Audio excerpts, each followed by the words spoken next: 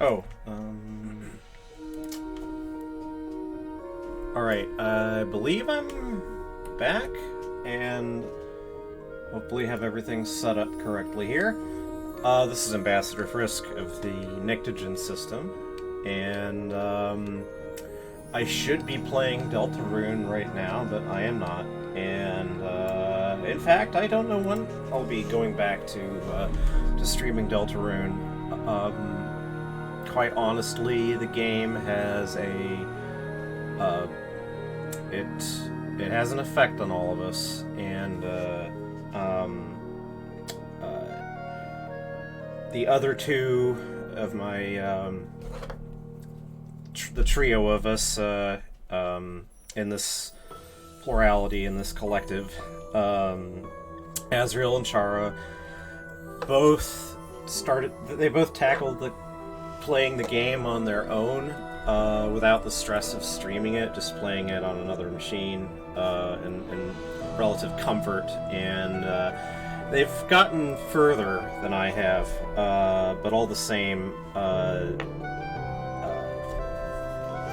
yesterday Azrael and Chara played the game for several hours, and by the end of it we were feeling absolutely miserable. So yeah, I feel bad about interrupting something, not finishing what I'm started, etc., etc. But well, I'm not a gamer. I'm not here to be good at this. I'm here simply to do it. And so I just decided I'm going to move on to the game that I had intended to do only after finishing Deltarune. And that game is a visual novel based on the story of Cinderella called Cinders. Now, this is a game that Chara has played a couple times, and that their best friend up here, Kaylin, has played many, many times. That and its follow-up game, Solstice, are both games that Kaylin recommended us. We've only touched Cinders so far, and Solstice is actually my real kind of target here. Apparently, it's quite a leap in complexity after Cinders, but this one's fun. At least Chara thinks it's fun, and there are a lot of ways that this can be played. It is a highly branched visual novel that has a good number of endings, so good choose-your-own-adventure stuff.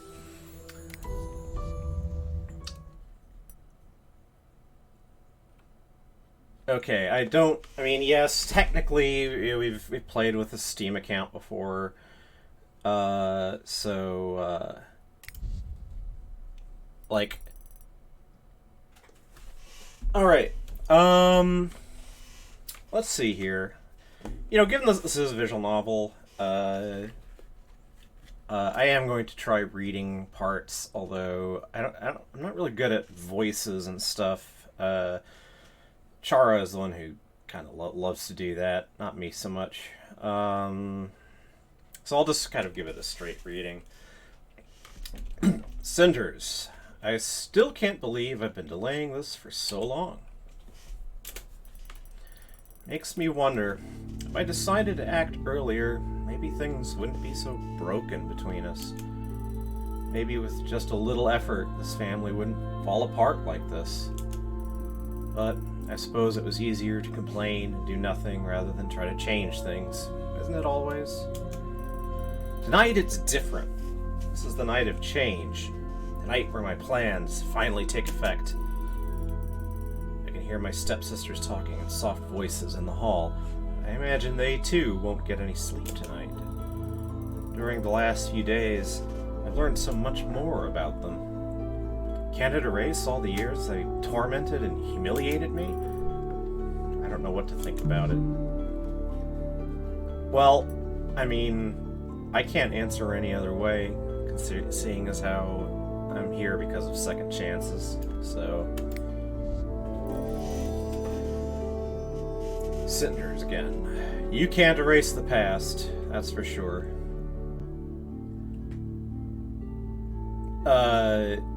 Sorry.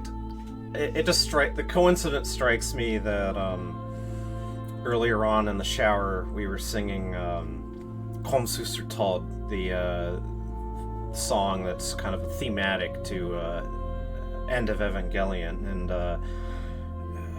it's a song that we find oddly calming, but I was just thinking about how it has a line in there about how you can't forget the past. And that's basically the same sentence. I suppose you can't erase the past, that's for sure. But I know that sometimes we don't choose our fates. Our circumstances different. My stepsisters could be good people. We could be friends. Whatever happens, I hope they won't come into harm. They deserve another chance. So, already presumably that one choice winnows out a number of possibilities. Because you can play this game like a complete and utter shit. That much I know. Chara, being Chara, once tried to do a playthrough like that and simply couldn't. Because Chara is actually a marshmallow. And surprisingly lacking in ruthlessness, which I know is kind of against type, but, well, there you go. Okay, so we have Cinders' sisters here, Gloria and Sophia. Gloria is talking. I still can't believe she did it. I would never have suspected. Of course, because everyone is as dim-witted as you are, and never does anything out of the ordinary or unexpected. Oh yes, I'm sure you were able to foresee what would happen.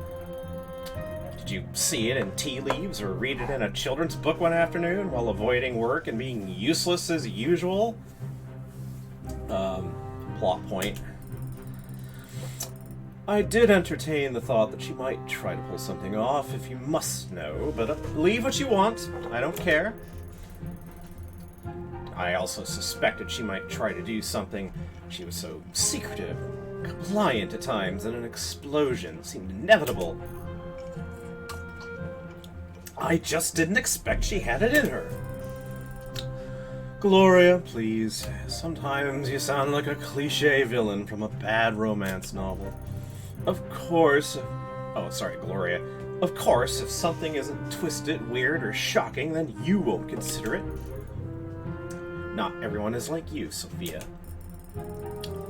Fortunately so. Just like not everyone tries to be a mirror image of their mother, down to mimicking her manner of speech. But you are not Carmosa, remember? You do not lead, you follow. Mindlessly. Shut up, you! Open up! Open up in the name of the prince! It's him. Why did he have to come? And in the middle of the night? Will the wonders never cease, just like your ridiculous cliché impersonations. There's no time for this now. Oh, I'm sure Mother will deal with you later. I'll go summon her. You do that. Oh, sorry, I got my voices mixed up there. I can't do this. Open up! I won't repeat myself. I keep hitting Z because of all the flippin' Undertale Deltarune we've been playing. Mother! Sophia, don't stand like that. Open the door. Let this noisy man in. Yes, Mother. Ah, Captain, what? Oh, sorry.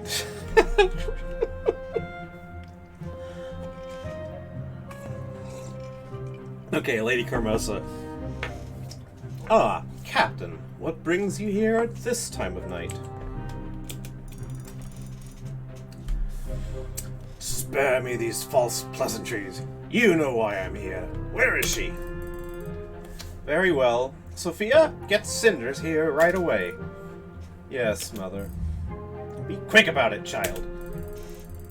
Captain, would you fancy some wine while we wait for my lazy stepdaughter? Don't push it. You know this is not a courtesy visit. Afraid a lot is going to change here tonight. I might as well spill this fellow's name is Perot, and he wears an impressive number of belts. He's right. Nothing will ever be the same, nothing. I must admit, I'm afraid of it too. Some independent woman I am. Cinders! Mother has summoned you. Move! You know she doesn't like to wait. Fine, fine, I'm moving. Just give me a moment. Make sure it's quick. Cinders, can I ask you something? Yes, Sophia?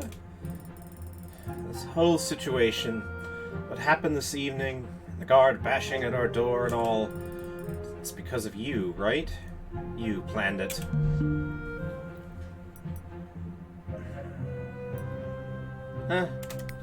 Truth is good. Yes, I guess so.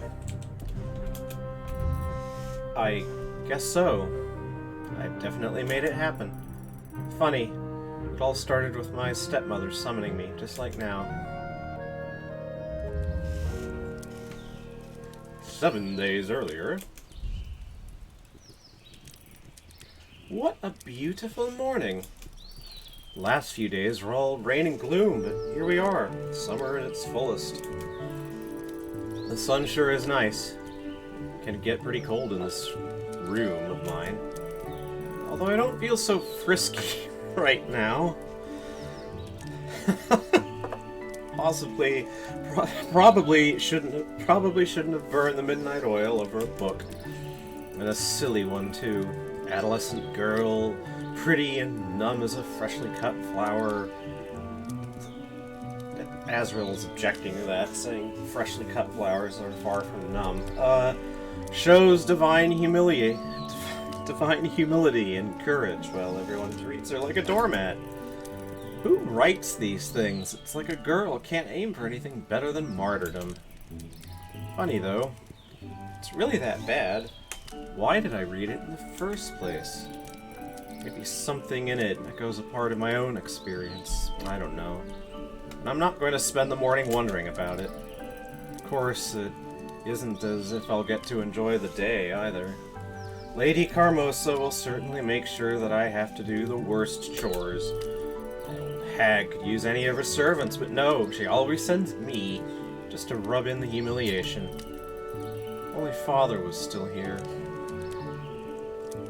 On a day like this, he would surely take me to the forest. We always went to the lake, the magical lake, as he called it, and left a loaf of bread under the old tree. Gotta pay tribute to the fairies. You never know when you may need their help. Good old man. He used to tell me stories about the little folk, even when I was far too old to believe them anymore. But enough daydreaming. Honestly, I talk to myself way too often these days. It's only a moment before I start considering mice and sparrows my only friends, and we'll go frolicking and singing together. My future animal companions will have to wait, though. I may get lonely sometimes, but not desperate. Time to get up, Cinders. The day has only just started. And you never know what the future may bring. Hello, Cinders.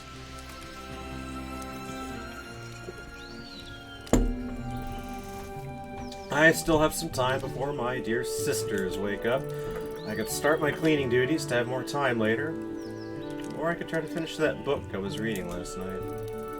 Or I could seize this opportunity to do sweet nothing. It's not like I have time for myself very often.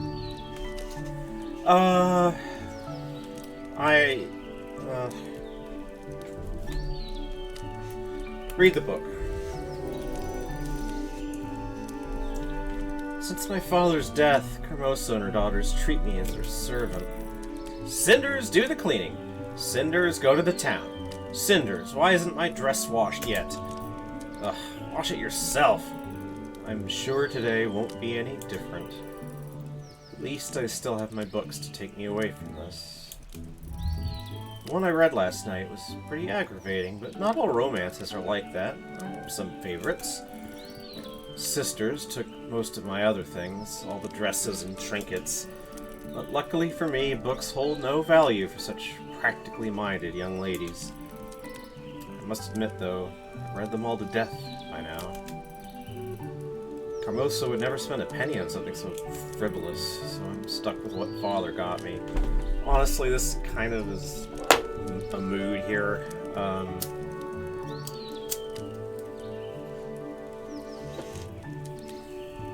We had a lot of books when we were growing up, our human family, and you know, so we got to read a lot, but like new books that I liked didn't tend to come into the house that much. I kind of learned to read what was available. So anyway, stuck with what Father got me. Mostly fairy tales and legends he gave me when I was a child. I don't really believe in knights in shining armor or fairies anymore, but I would be lying if I said I don't enjoy reading about them. The one I'm reading now, yet again, is about the Lady of the Lake. Sorcery, romance, adventure. I bet that even in 100 years, it won't get old. Same thing as what I've read tonight, really, but good writing and characters can make all the difference. So, which chapter was it? Boom, boom, boom. Cinders, are you there? Cinders, where are you? Sophia. Oh, I see you're reading again. Not a big surprise. I'm sorry, but I will have to drag you out of that little fantasy world of yours. Mother wishes to see you immediately. Did she tell you what she wants? No, of course not. Why would she? And why would I want to ask in the first place? She looked rather angry, though. That doesn't sound good. I hope I'm not in some kind of trouble again. You really could have asked her, you know. I think you mistook me for one of those gentle, well-mannered noble girls who care about others. Sorry to break it for you, but I don't. If you're in trouble, that means I get a free pass today. So I'm rooting for it with all my heart, sis. Hello, Sophia. Charming. My, aren't you one charming human being? Thank you. Now hurry up and let's go already. Oh, shut up. I used to play in this hall as a child, but this building isn't much of a home anymore with Father gone. Carmosa does her best to keep the residence in its former splendor, and I guess most would be fooled by it, but for me, this place feels like it is fading away. Oh, so you didn't get lost after all.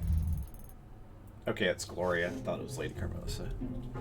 I was starting to think that you couldn't find your way, but it seems you were just taking your precious time with no regard for the rest of us.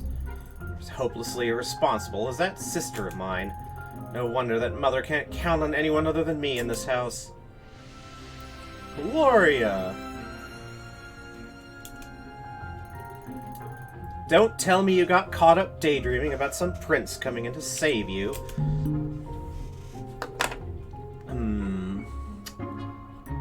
Okay.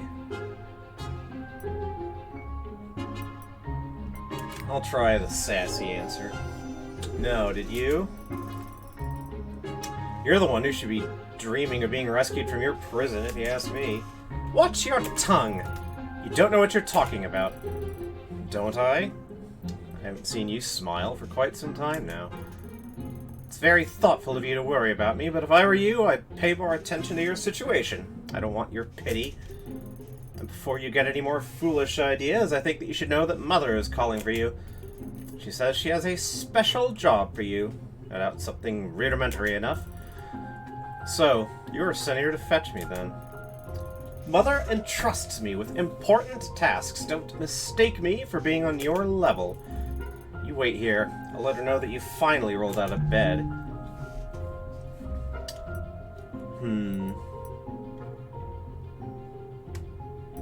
Alright. Don't worry, I'm not going anywhere. The room feels empty again. Even Gloria's presence is better than nothing. Truthfully, I feel bad for her. I may be the servant around here, but her situation isn't that different from mine. Both Gloria and Sophia spend every waking moment doing Carmosa's bidding. Just because it's not scrubbing floors doesn't mean they're not servants too. So, you're finally up, you lazy girl. Can't anyone in this house just do what is asked of them? I swear, you feeble-minded girls are going to be the death of me. Lady Carmosa. Bah! You've wasted too much of my time already. I have a job for you. Go into town and find the merchant Tobias. I need you to pay him for a certain service. I'm giving you 200 sovereigns exactly. Don't you dare lose them. I must be a fool to entrust you with this much money, but unfortunately I have no one else to send. I have better plans for those two useless daughters of mine. Now hurry up, child. Time is of the essence. Carmosa has been Cinders. Carmosa has been speaking to me this whole time, alternating between insults and orders. Do I really have to silently accept this?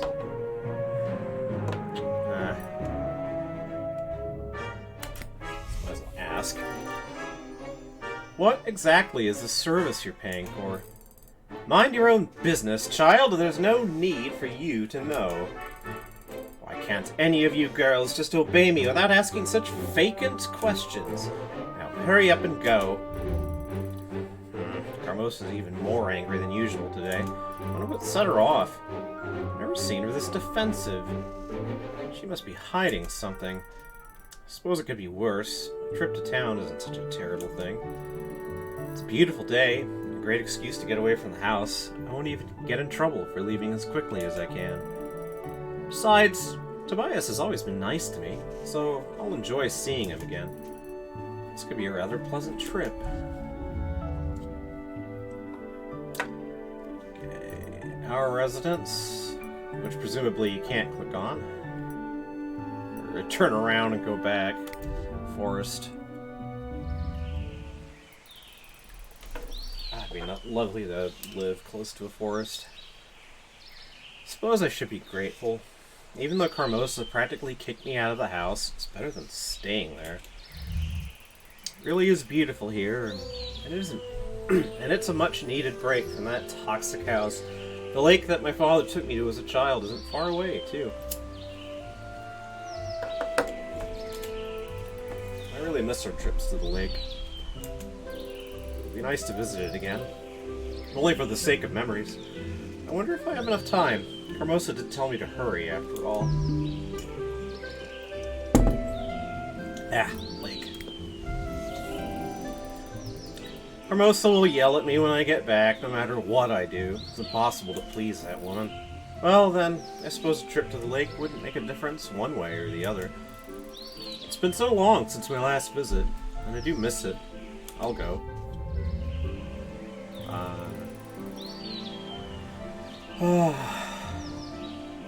Glad I chose to come. This place is just as beautiful as it was when Father used to take me here. As a child, I knew that this place was magical. But I've outgrown fairy tales now. Still, there's something to this place. It feels enchanted. Maybe it's because it hasn't changed a bit since I was a little brat.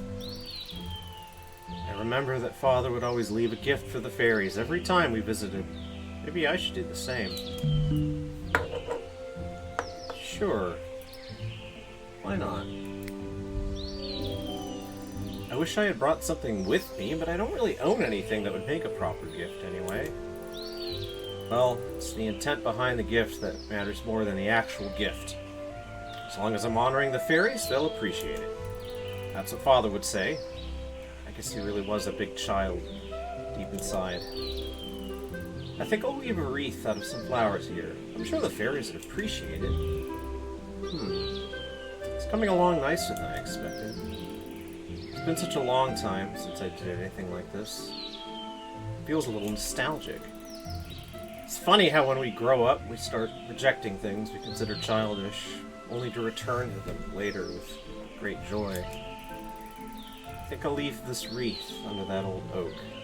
That's where Father always left. That's where Father always left our gifts when we came.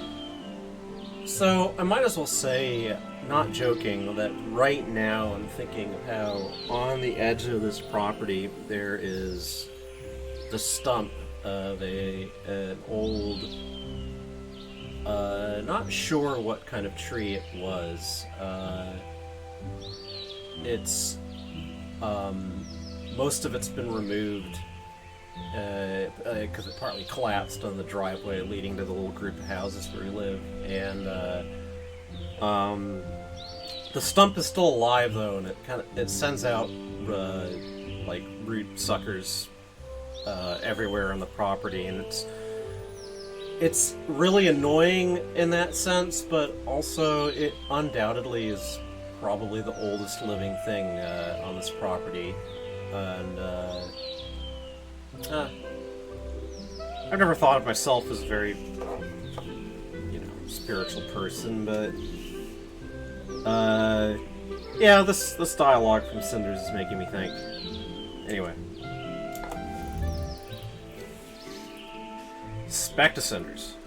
I've spent too long here already. I need to get into town. Okay, into town. I guess he could return home. Presumably that would provoke some kind of explosion with Carmosa, but I want to be a good girl, more or less. Kind of. Cinders, finally at the town. I should probably head straight to Tobias's shop. Strange. What's that crowd over there? Everyone seems to be surrounding that building. I wonder if someone around here could tell me what's going on. Excuse me, ma'am. Could you tell me what that crowd is for? Oh, child, haven't you heard? A bunch of good-for-nothing thugs took their hideout there. Bastards kidnapped a child. I'm sure you know it's market day today. A lot of folk come into town to trade their wares. There's also the unwelcome element. You know what I mean? But the merchants caught some ruffians red-handed stealing from him like it's no one's business. So we naturally grabbed whatever pointy thing came in handy and made sure those lowlifes know we don't take kindly to thieves in this town. The scum grabbed a child and locked themselves up in that house. They're threatening to kill the brat if anyone tries to enter. That's horrible. Oh, the poor mother. Thank goodness some lads noticed Perrault, the captain of the Prince's Guard, drinking in the inn. A few men went to fetch him from the tavern. He grabbed that blade of his and went into the house without saying a thing. I wish that good-for-nothing husband of mine would be so brave, but he's only good for drinking and complaining, I tell you. It's been silent like a graveyard in the night since the captain went in. Who knows what's happened in there? Oh, such awful times we live in. That truly is sad. Thank you for telling me. I hope that child doesn't get hurt. If the captain of the guard plans to fight, it's sure to be dangerous in there. Wait, everyone has stopped talking. Did something happen? Someone is coming outside. Is that the captain of the guard? The child is safe now. Someone get rid of the bodies. Perrault. Wow. Did he just take care of an entire gang of bandits on his own? He just disappeared without waiting for any thanks, like he doesn't even care. What sort of man could do something so heroic, and yet remain so emotionless about it? It looks like the child has been reunited with his mother. What a relief. Uh-oh, I'm running late now. I better go see Tobias right away.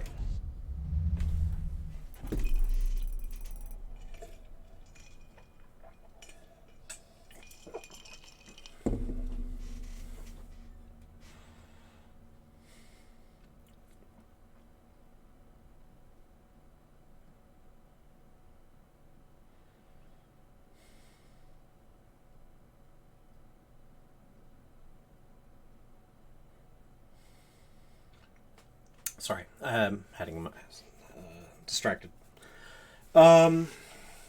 Cinders. Tobias's store is neat and well organized as usual. From the look of things, he's been doing well for himself. I guess he was lucky those thieves didn't decide to rob this place instead of one of those poor merchants at the market. Okay, Tobias. Hey, welcome, Cinders. Is everything alright? You seem a bit pale. I just witnessed a terrible scene in the market. A group of brigands kidnapped a child and barricaded themselves in one of the houses. Heavens, did someone call the guards? Luckily, the captain was nearby and resolved the situation quickly with his sword. As messy as it may seem, that is his job. Glad to hear everyone's all right. Not everyone. He killed all those men. I don't know how to feel about it. You have always had a gentle heart, Cinders. Have you missed it? Well, it's been too long since you last stopped by, that's for sure. How have you been? Much the same. Carmosa works me to the bone every day, and there are times when I wish I could just disappear. But I manage, and there are days that make me happy, like today. I'm so glad to see you again, Tobias. It looks like your shop is flourishing. It does well enough. I hope you know that you can come speak to me anytime you want. And that is Tobias. Childhood friend of Cinders, apparently. We used to spend so much time together when we were teenagers. Now that we're adults, it seems like we hardly even catch a glimpse of each other. It's really a shame. You're right. Feels like childhood friendships disappear once you mature. It's hard to keep them alive sometimes, even when you have the best of intentions. Ha! Such a true statement, but I assume you didn't come here just to remember the old days. Sadly, no. I'm on an errand for Carmosa. I'm here to pay you for, well, whatever it is she asked for. He's being very secretive about the whole thing. Oh, that. Now I'm even more curious about this errand. Ask him. So, what exactly did Carmosa ask you to do, anyway? It sounds mysterious. I'm afraid I can't tell you. Why not? Well, I promised Carmosa that I wouldn't tell anyone. I'd like to keep my word. Also, it's basic business ethics, Cinders. Yeah, I mean, that's very true. Not gonna apply that much pressure. I am curious, though. I understand. You gave your word. I shouldn't force you to break it, even though Carmosa doesn't deserve such fair treatment. I'm glad you understand, Cinders. I really wish I could tell you, but keeping the job secret was part of our agreement. My reputation as a merchant is at stake here, after all. Very true. Don't worry, Tobias. I won't do anything to make you ruin your reputation. Anyway, Carmosa said that I was supposed to give you some money for this job. That's true, but I'm surprised that she would send you to pay for it. She said something about not having a choice. How much does she owe you? Of around 200 sovereigns, I'd say. Just an estimate. That means Carmosa and Tobias haven't agreed on a set price yet. If I could negotiate a discount, I might get in Carmosa's good graces. Or just get some money for myself. See, appeal to friendship, be seductive, haggle, let him have the full price. Appeal to friendship. Would 175 sovereigns be enough? You know, for the sake of old friendship. Ha! I'm not sure it's a good idea to mix money in relationships. Well, you do have a point, but I don't even have any money to mix with a relationship. I was just hoping that maybe I'd be able to have a little spare money for myself after this trip. It isn't easy for you there, is it? Well, I can live without those 25 coins. I know that they're going to a good person. I think 170... Oh, sorry, I'm I'm mixing my voices up against Tobias. Well, I can live without those 25 coins if I know they're going to a good person. I think 175 should be fine. Oh, thank you so much. You truly are a wonderful friend. Maybe you could use that money to get yourself a real meal for once. The tavern has great food. You should really ask them about the royal special. Thank you. That's a great idea. I'm glad that Camosa sent you. It was a pleasure to do business with you, and I'm happy that I got to see you again. Likewise. I really do miss seeing you, Tobias. I hope you come again soon. I'll do my best. Oh, I almost forgot. What is it? Please tell Camosa that I'll fulfill my part of the deal soon, and she should expect my representative to come by sometime tonight. Sure, I'll let her know. Thank you. Oh, and by the way, I had no idea you have your representatives nowadays. That comes with the trade, I guess. Start throwing coin around and suddenly you find yourself surrounded with people eager to run errands for you. Coin, you say? I thought it had more to do with your magnetic personality. I used to be magnetic, but it made trading in metalware much too risky for me, so I stopped.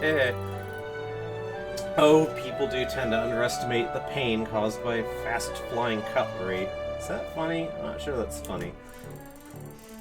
There was a time in my life when I was forced to eat with my hands, but I prefer not to speak about it. Oh, I've missed our talks, Tobias. Me too, Cinders. I hope I'll see you again soon. I hope so too. Take care, friend. I'm appalling at small talk, so I guess I just don't understand it. I really miss the old days when Tobias and I played together. I'm so glad that I could see him again. And I even have an extra 25 sovereigns for myself. I could stop by the tavern and treat myself with this money. Well, that is what Tobias suggested. If I brought it back to Camosa, I'm sure she'd appreciate it. I'm gonna eat. In fact, pause for, gonna run away from the keyboard for a minute or two to grab something.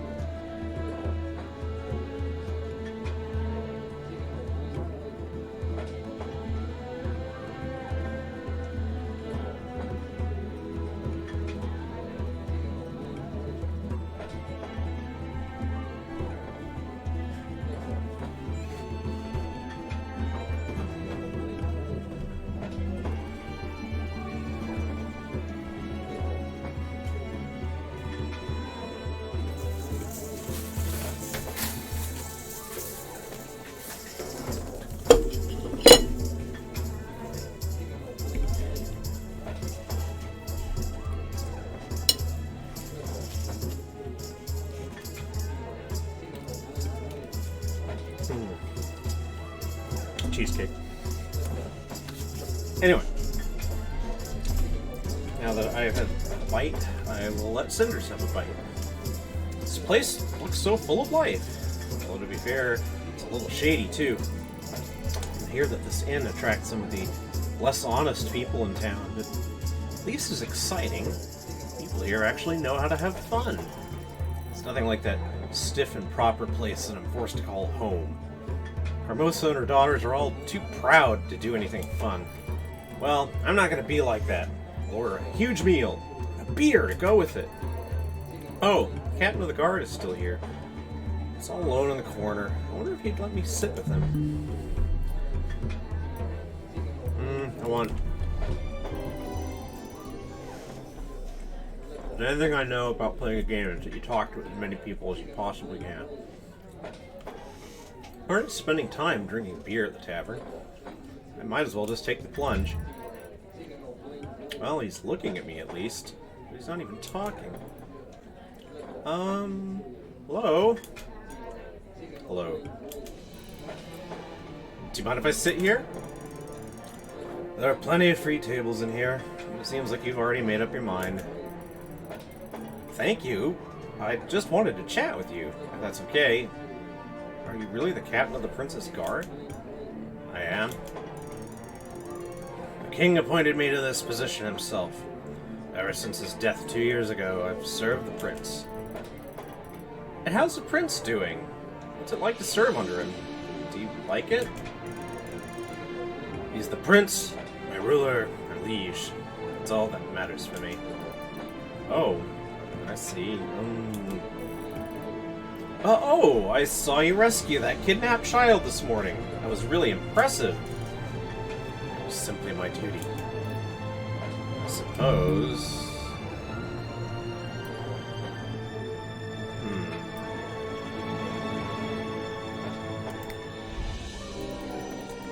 Was it really necessary for you to kill them? Surely you could have let them live. It was not my choice. I chose that path and they put an innocent life at risk. I'm sure those bandits were just desperate and not thinking clearly. It's cruel to take someone's life just because of a poor decision. That's a fair argument. What would you have me do? Would you rather risk the life of the child who did nothing wrong? Or better yet, should I leave the fate of the bandits and child to the crowd? What if they tried to break in? The bandits decided to kill the boy.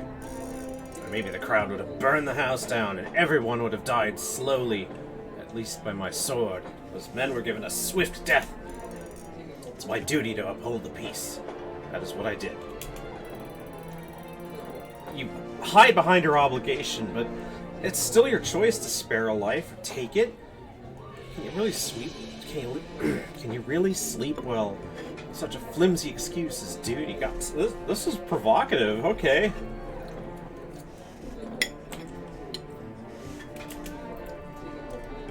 You have an interesting way of thinking. It's nothing I've considered before. You're an interesting...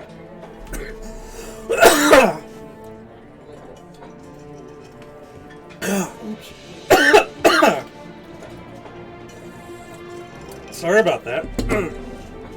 Oh. You're an interesting girl. Might I know your name? I'm called Cinders. Odd choice. Well, my name is Perot. My father used to call me that because of my hair. Now it's stuck, though when my sisters address me, it sounds more like an insult. I see. God. I see. Then I wish you well, Cinders. Perot is so unusual.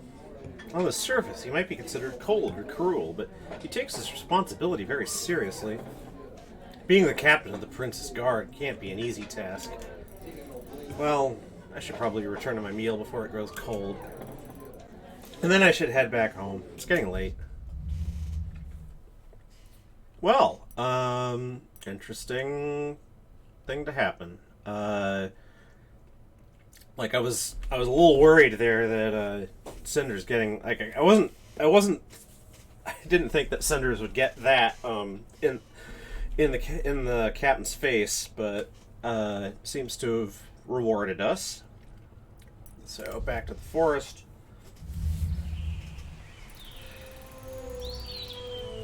Maybe I should stop by the forest before I return home to Carmosa and my stepsisters. It might be nice to have a little break, after all. She's taking a lot of breaks, but, you know. I wonder if the gift I left at the lake is still there. It's probably silly to think that fairies took it, but I'm curious. Go to the lake. Oh! The wreath of flowers that I wove is gone. No doubt it was blown by the wind, or taken by a wild animal, but Father would probably tell me that the fairies accepted it as a gift. I think I prefer to believe Father's version over mine. It's growing late, though. I should return home.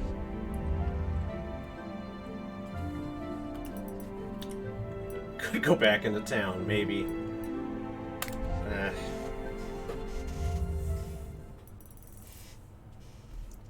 Journey back to my house is much too short. I'm not looking forward to facing Carmosa or my sisters again. At least I got a rare reprieve from their insults today. I wish it had lasted longer. Okay, that little dink with the, mistletoe berries or whatever in the corner shows that some kind of crossroads has been reached, and we're now locked into a certain path over another.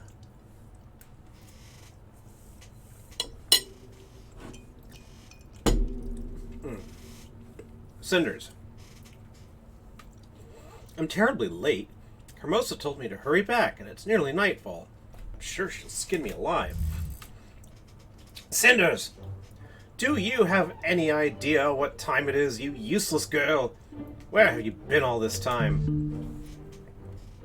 Well, I mean, might as well ameliorate her, anyway. I apologize. There was a lot of commotion in town, and I sort of got caught up in... Enough with your excuses. They make you look so pathetic. You chose to ignore my orders. At least have the pride to stand by your decision instead of simpering like that. The child you once were is gone. You must be a woman now. Have more pride in yourself. Otherwise, you are nothing more than a lazy and useless little girl. At least you managed to finish the task appointed to you, so... though I take solace in that. Is it too much to hope that you managed to keep some of the money I gave to you? Well, he said the price is 200 gold pieces, so that is what I paid him. Why am I not surprised? I suppose it is foolishness to expect more from a girl as disjointed from reality as you. What are you talking about? You never take the first offer! Anyone who conducts business, no, anyone in their right mind knows that. But Tobias is my friend. He wouldn't... Enough. I'm not interested in your excuses. What a disaster. You were more useless than I could have imagined. If I stopped feeding you, it would be exactly what you deserve. But I suppose I would be arrested for petty crime if I did that. But I... Silence! Get out of my sight! Just looking at you makes me ill. You'll go to your room, and you will stay there until you are summoned. Is that clear? Yes. Well...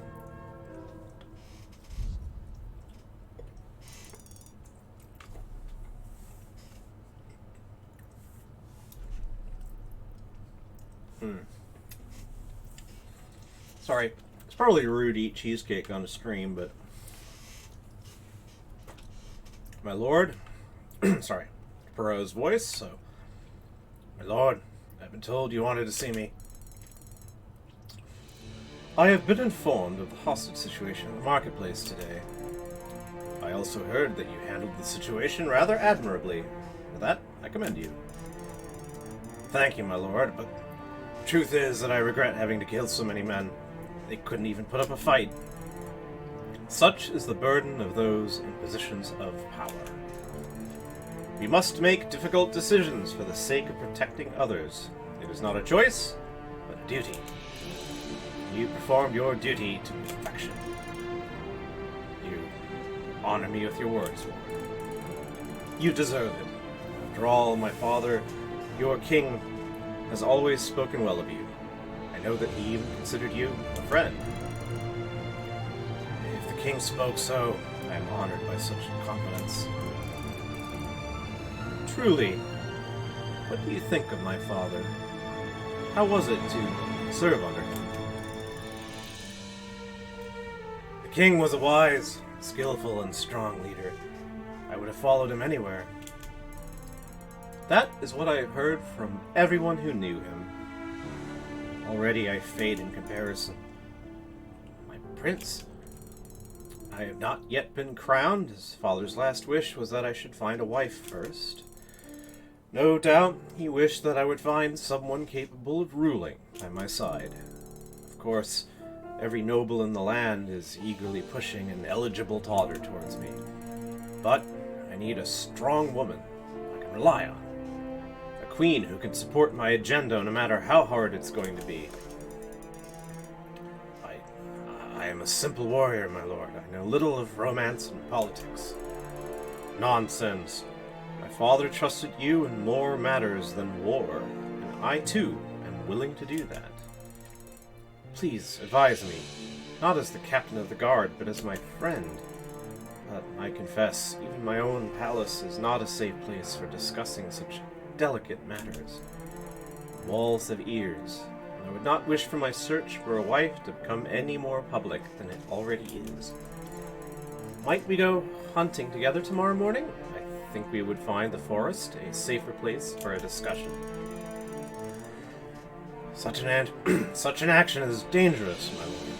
If something were to happen to you, there is no one to succeed you on the throne. Is that so? I cannot imagine anything safer than having the famous captain of the guard by my side. That is what you wish. That is indeed what I wish. You can go now, friend. My prince. Good old Perot, brave captain of the Royal Guard, first sword of the kingdom, veteran of the Renegade War. Reduced to killing common thugs and guarding market stalls, not yet aware of how obsolete his role is. These are different times that require a new kind of bravery and power. Our wars will not be fought using iron and fire, but gold and lies. Prince Basil, or Basile, or let's just say Basil. I hope you can adapt to these new times, my poor old friend.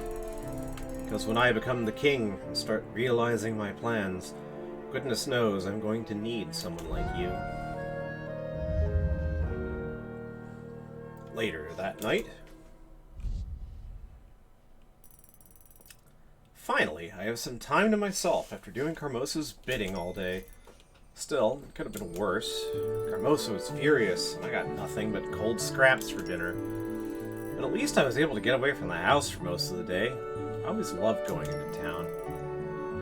I can't believe how exhausted I am after today, though. My feet ache, and I feel so sleepy. I should go to bed. Carmosa certainly won't allow me to sleep in tomorrow. Bump, bump, bump. Was that someone knocking at the door? Why would someone be visiting us at such a late hour? Silence! I paid for your discretion, and yet you pound on the front door as if it's a war drum. Right, pardon, madame. I swear I'll be silent as the tombs are right away. Mum's the word. Enough with your nonsense. The package is ready to go. Can I trust you? Oi, you wound my pride, madame. I'm more trustworthy than an old priest in a confessional. Such an utterance is of little comfort to me. No one can escape Carmosa's biting tongue. I'll prove there is some value to your words. Go before someone sees you. I think he's gone. What was all that about? What on earth is Carmosa trying to hide?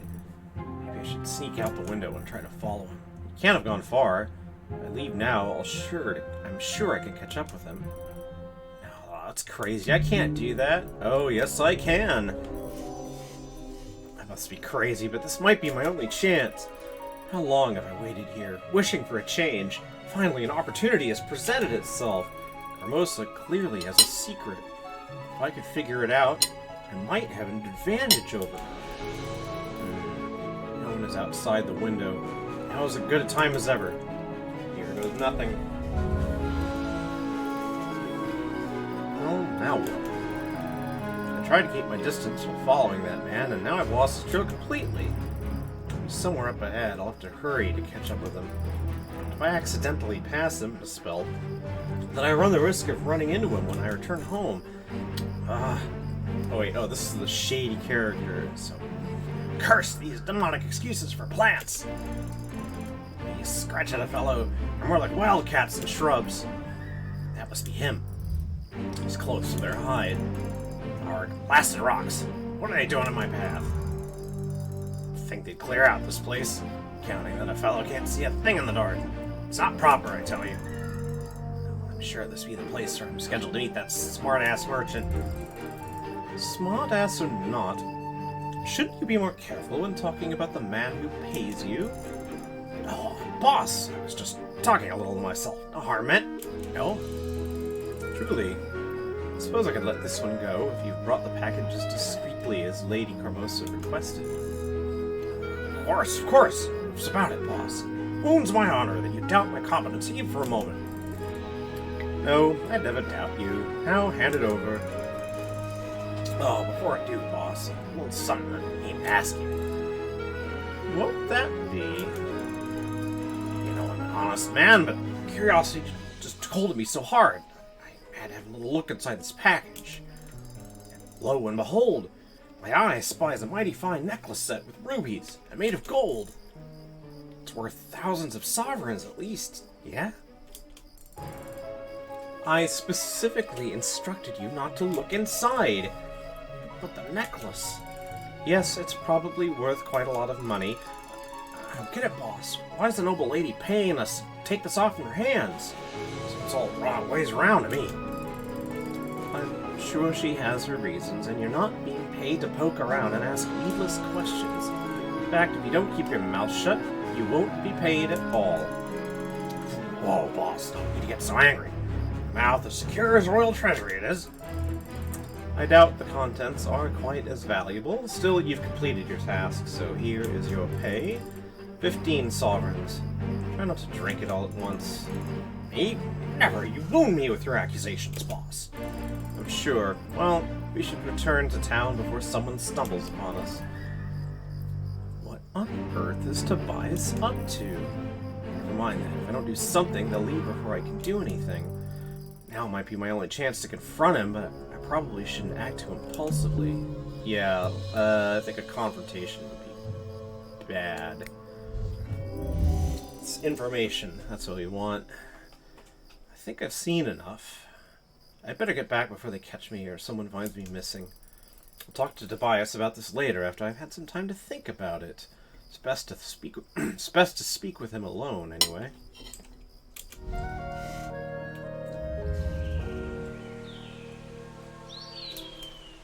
In the morning. Boy, what a night. Maybe boss is right when he said not to drink away my pay on one go. Oh. Still, can't say it wasn't worth it for how great last night was. Wait, what exactly happened last night? How did I even wind up here?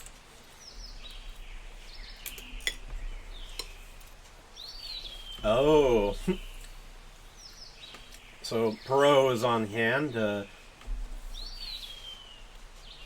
deer went this way, my lord. Or, yeah. What? I'm not going to claim to any sort of consistency when it comes to trying to read characters in different voices. Oh, yeah, someone's coming. Better leave alone for a minute. Hurry, before it gets away. Forget the deer, Captain. There are more important matters at hand.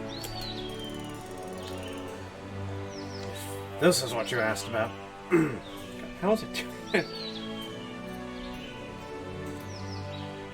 If this is about what you asked yesterday, my lord, I know little of politics or the affairs of the court. That is exactly why I need you. You're straightforward and honest, and you see things I can't. Behind all those smiles, everyone in the court lies to me. No, you're the only man I can trust. I will serve you to the best of my ability. What is it that you wish to discuss? It's about my father's last wish. I must have a wife before I ascend the throne. How am I to choose one? There is a ball in a few days. Isn't that your chance to find an eligible young lady? In theory, but that's the problem. How will I be able to tell? The monarchy is weak without a king, and the nobles around me are plotting to advance themselves. They groom their daughters like prize spaniels in the hopes that I'll be taken in by a pretty face. I need a wife who is strong and smart, someone who can rule the kingdom wisely, not feed me her father's poisonous words. And I doubt I'll ever find such a woman. Oh, there was a tink. Oh, yeah? I'm sorry if I'm interrupting. I just wanted to let you know. Are you hungry at all? I kind of spoiled my appetite a little bit. What were you going to do? Prosciutto platter, which I already made and finished most of it. Oh. I wondered if you wanted it. I'll take it. Okay. I'm not going to refuse free food. Take that. Thank you. And then there's some extra cheese. Oh, alright. and meats. I just figured rather than try to put it in the fridge and keep it another day, now that it's unsealed, I should try and... Yeah. Alright. This will actually have some protein in it, so... Yeah, exactly. Enjoy it. Thank you. Okay, that was, food has been brought to me, unexpectedly.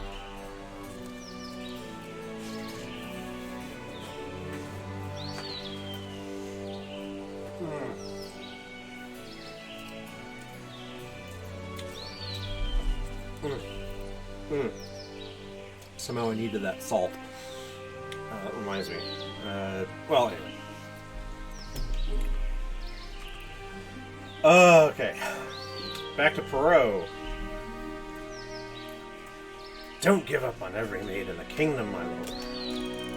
Even yesterday, I met a young woman who had a quick wit and a fire in her eyes. She did not seem like a woman of nobility, though. A shame, that is, for I would gladly have gone to see any woman you hold in such regard. Yet you must choose a wife from among the nobility, regardless. It is, after all, tradition. As if tradition mattered to that brood of vipers.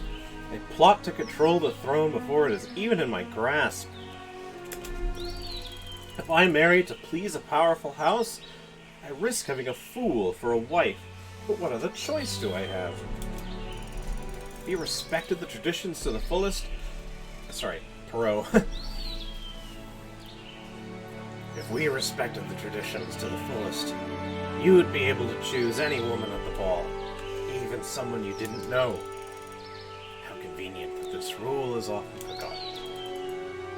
Someone I didn't know. Captain, you're brilliant. It's perfect. I'm sure that I follow your thinking. A masquerade ball. I'll be able to choose from among the women without discriminating over looks or political ties. They've been pushing me to follow tradition for so long, they can't complain if I remember the old rules. Captain, you truly are a remarkable man. I see now why Father trusted you so much. Of course, my lord. Well, it's always been an honor to be of service. Thank you so much, my friend. You're a rare breed, indeed. Still faithful to your ideals. And ideals or not, our prey has long since escaped us, and if we linger any longer, people might grow suspicious. You're right, my friend. Let us return to the castle with all haste. Now that I have a solution in mind, I can return with a light heart. Shady character has heard all this. Well, that's a bit of juicy gossip you don't hear every day. A masquerade ball. A certain lady would pay handsomely for this information. That she would. They may have started lousy after all. Last night's drinking. But it's turned out to be quite a good one after all. All thanks to a few extra rounds at the pub. Can't go wrong with that.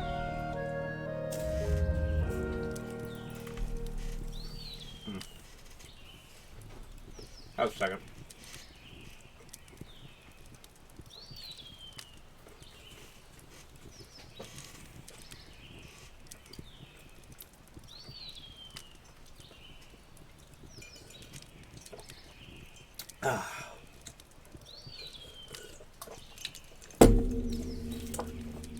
Hey, I hope people don't mind my being leisurely about it.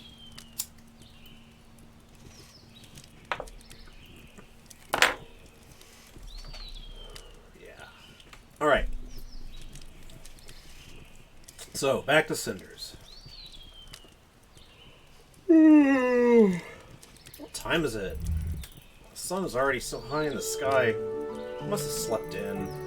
Considering how long I spent outside last night, it's hardly a surprise. Still not sure what to think about what happened. I want to trust Tobias, but...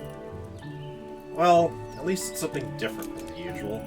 Strange how my life has been so boring all this time, then suddenly all these things are happening to me. Even strangers that... I wonder why no one's come to wake me up yet. Must be at least noon, if not later. Surely Carmosa hasn't decided to be gracious and grant me a holiday. I want none of your pitiful excuses! Uh-oh. Carmosa's definitely is not in a gracious mood. I should get going and see what's going on before he catches me like this. Everyone is here. You're an even bigger disappointment than usual. Looks like Carmosa's mad at Gloria today. I wonder why. Hi, Sophia. Cinders. Not so loud. I don't want to get in trouble or miss any of this. What's going on? Business as usual. Mother's in a bad mood and Gloria was the nearest thing she could yell at. I'm not interested in your excuses. It's your duty to make sure there's enough wood for the fireplace. But if the servant is allegedly ill, then find someone else. Do it yourself if you have to. I'm sorry, Mother. I understand. If you truly understood, this wouldn't have happened in the first place. I'm wasting my breath. I can only hope that you've learned your lesson and this won't happen again. It seems I can't trust you girls with even the smallest tasks. I wish that one of you would finally take charge of things. Yes, Mother. Well, don't just say yes. Prove your worth by taking action. Make sure dinner is ready in 2 hours. I expect the wood be chopped by then as well. Don't worry, Mother. I will.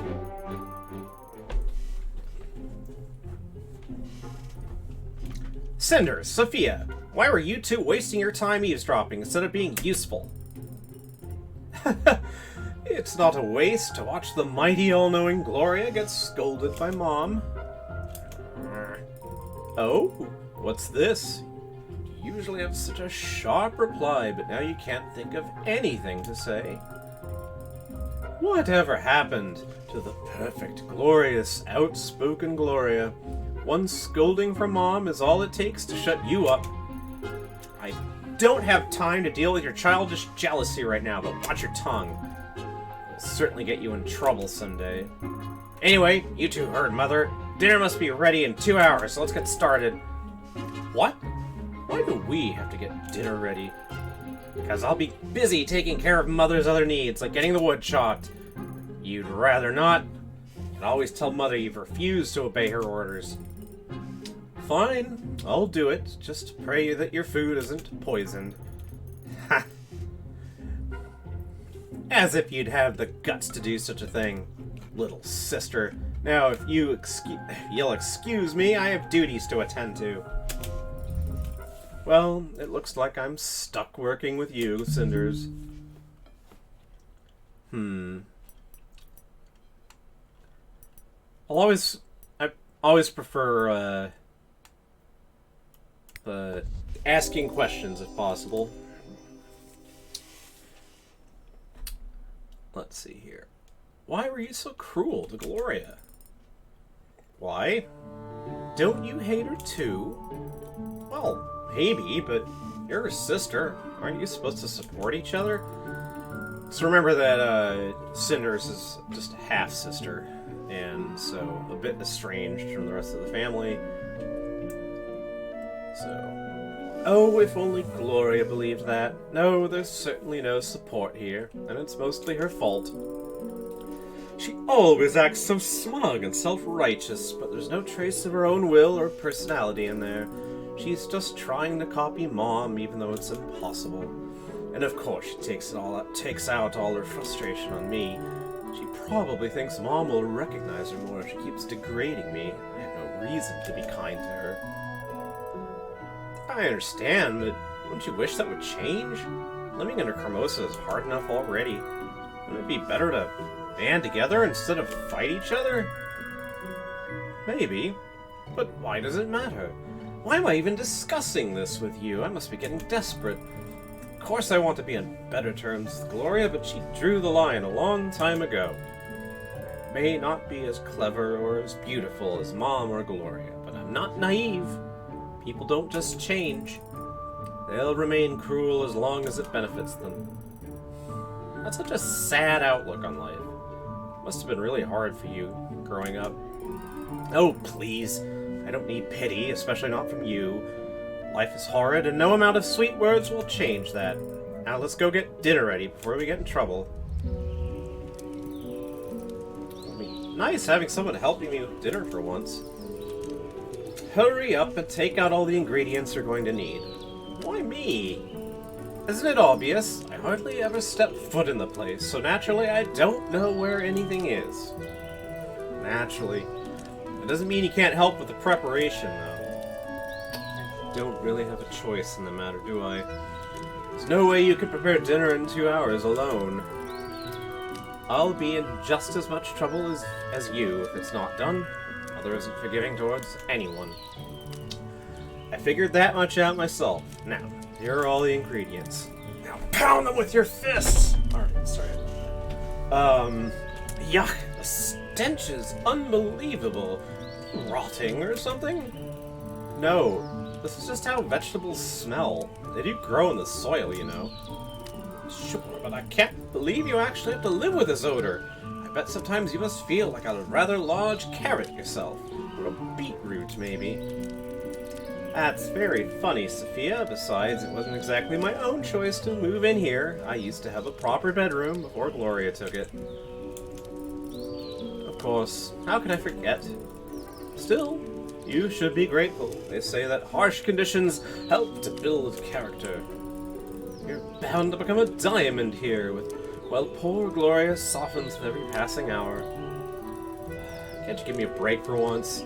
That's how it's going to look. I prefer to risk Carmosa's anger and prepare the dinner alone. Oh, fine. Don't be so uptight, sis. One Gloria in this house is one too many. So, what was it like before we moved in with you, anyway? I'm kind of surprised that she... I mean, obviously this is kind of expositional, but yeah, it's sort of like, is this really the first time they've ever had this conversation? I'm gonna have another bite.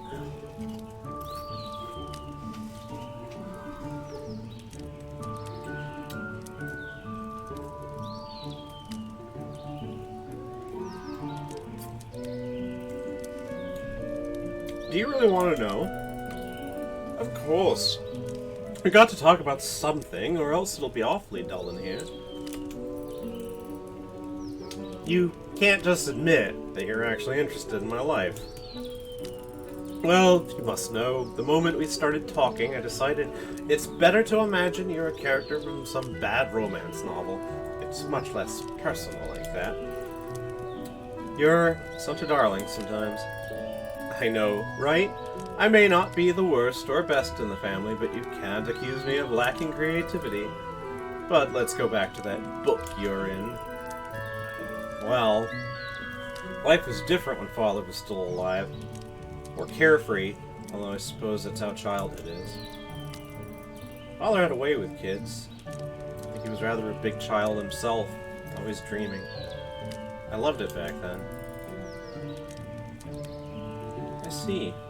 How do you feel about it now?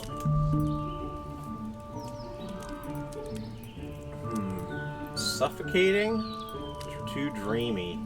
Alright, I'll go with that one.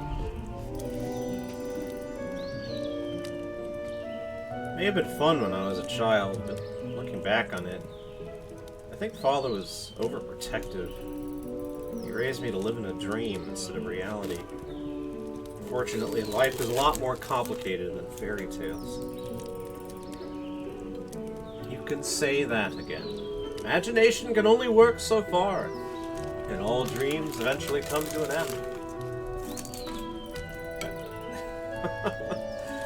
That's reminded of Gilgamesh somehow. Anyway.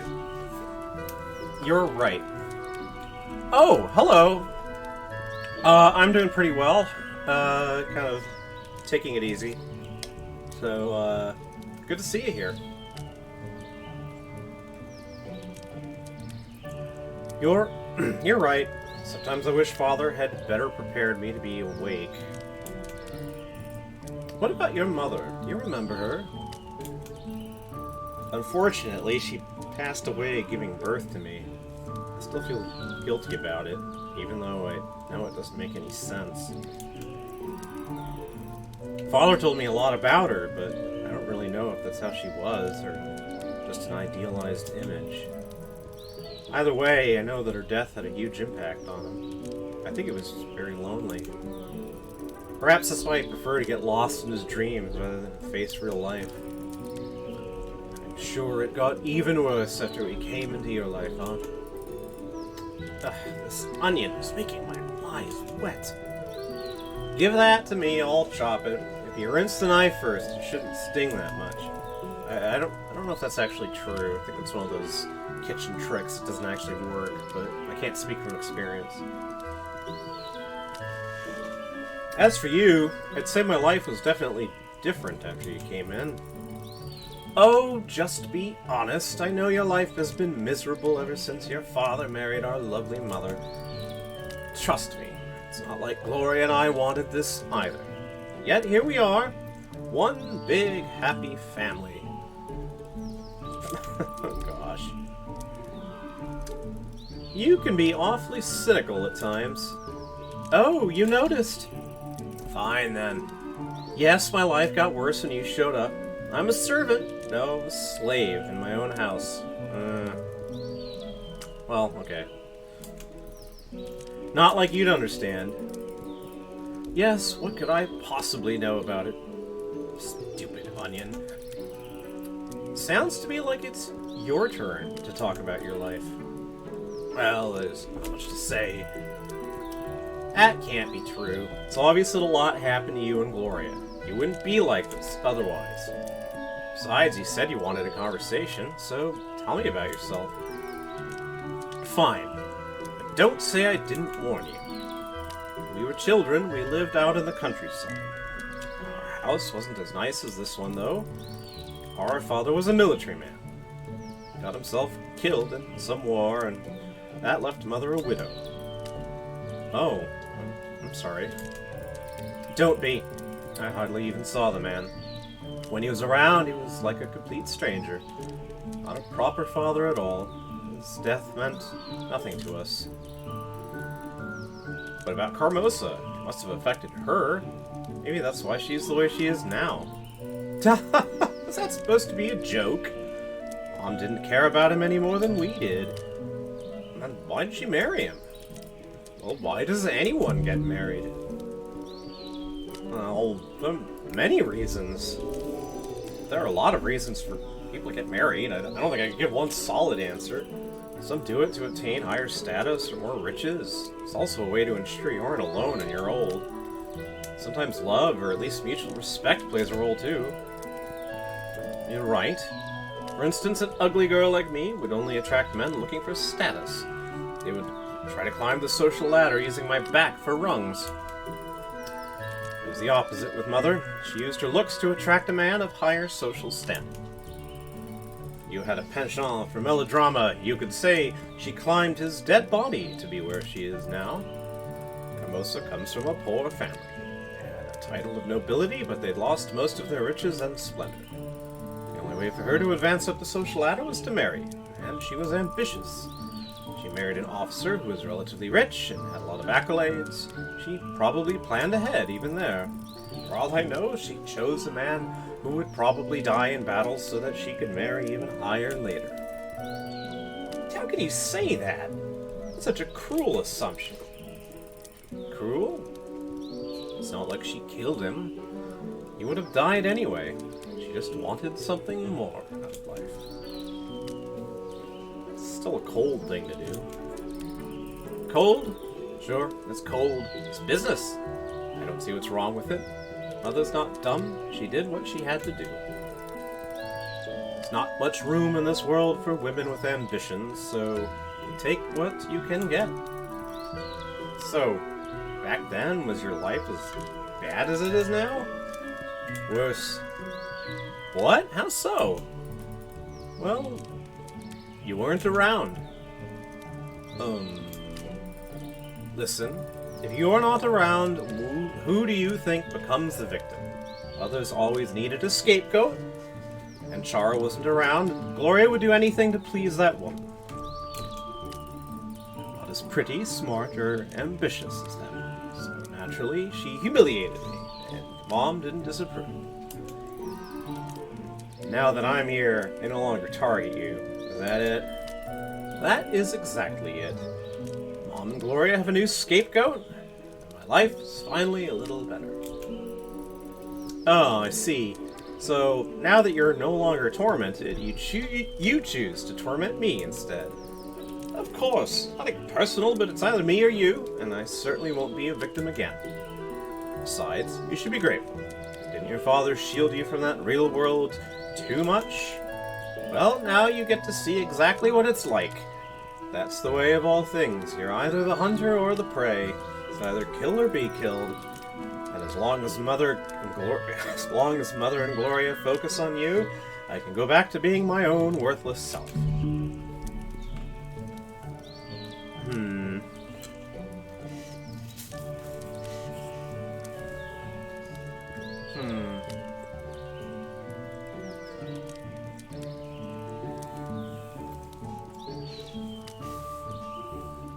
Now,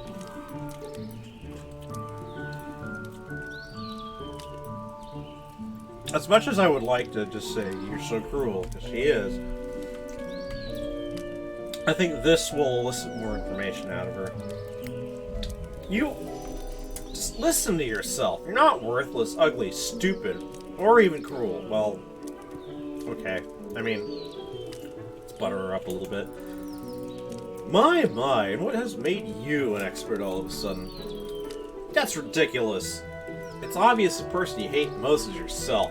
You have no reason to. So you make up all these excuses like you're too stupid or ugly or worthless, when you know it's not true. But it's still an easy way out, isn't it? You prefer to convince yourself that you're nothing, so that nobody will expect anything more from you.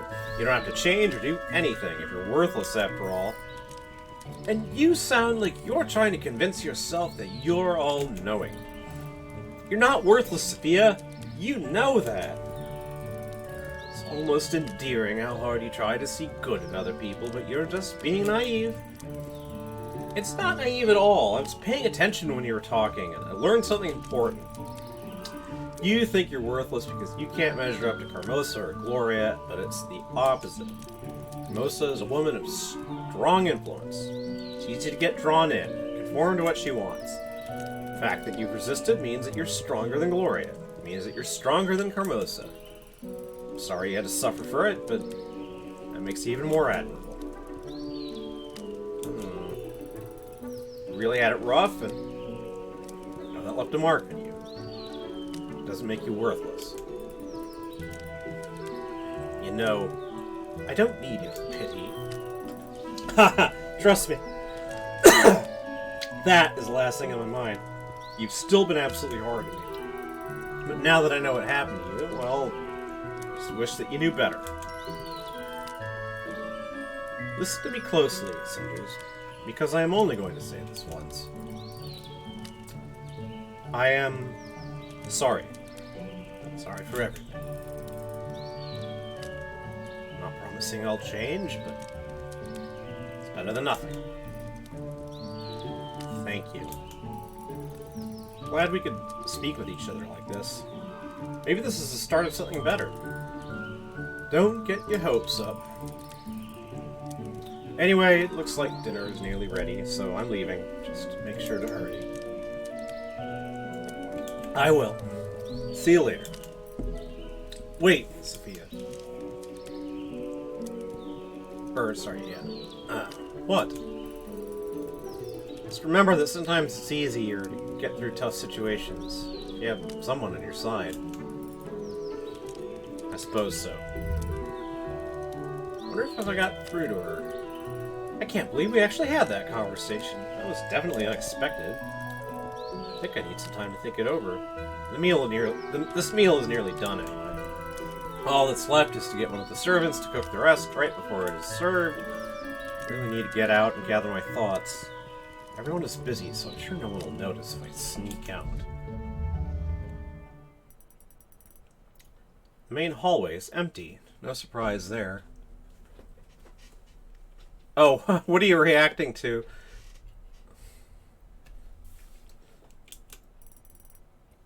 As I thought, everyone is busy right now.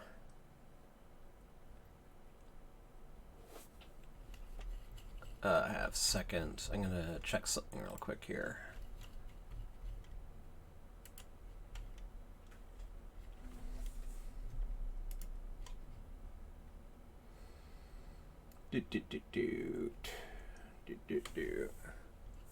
Oh, yeah.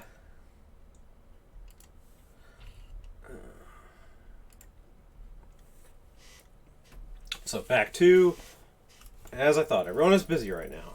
I don't have much time before dinner, but I'm sure I could sneak out and be back in time. All that talk about my mother reminded me that I haven't been to her grave in a long time. It might be dangerous to sneak out during the day, but I don't know if I'll get another chance. I'll just have to move as quickly as I can. Okay, so only one location to go to, cemetery. I don't even remember how long it's been since I last visited the cemetery. Mother's grave isn't hard to find. It's guarded by a statue of an angel, crying gracefully. Father's idea.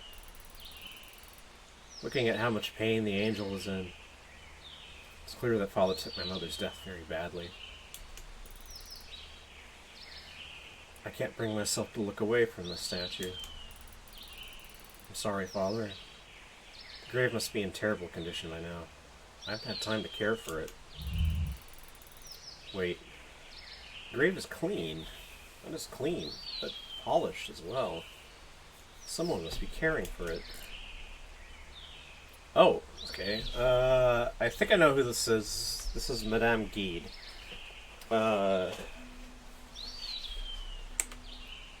Step away from the grave. Who's there? I've had it with all of you grave robbers. Folk like you should have no shame. Or, folk like you have no shame. Not shit, jeez. What are you talking about? I'm not a grave robber. Of course you aren't. And I'm the... Hold on. I know you. You're Carmosa's stepdaughter. I am. I suppose you know Carmosa? No, Carmosa. Of course not. But I sure know you. Well, I guess you have an advantage over me then. I have no idea who you are. You don't know? I live in the town. Folk there call me Madame Guide. Madame Guide, as in the witch that everyone talks about. So you have heard of me. The stories they tell are an exaggeration, though. Those half-wits label anything they don't understand as dangerous. Even more so, seeing as I'm a woman who's smarter than they are. I suppose it frightens them. Madame Guide. So I mentioned at the beginning of the stream in passing that Chara, a couple times in the past, played this, and one of the endings that they attained, which might be what we're headed to, I don't know, is that Cinders and Madame Guide run off together. So, I thought, you know, I think Chara regarded that as a pretty happy ending, all said.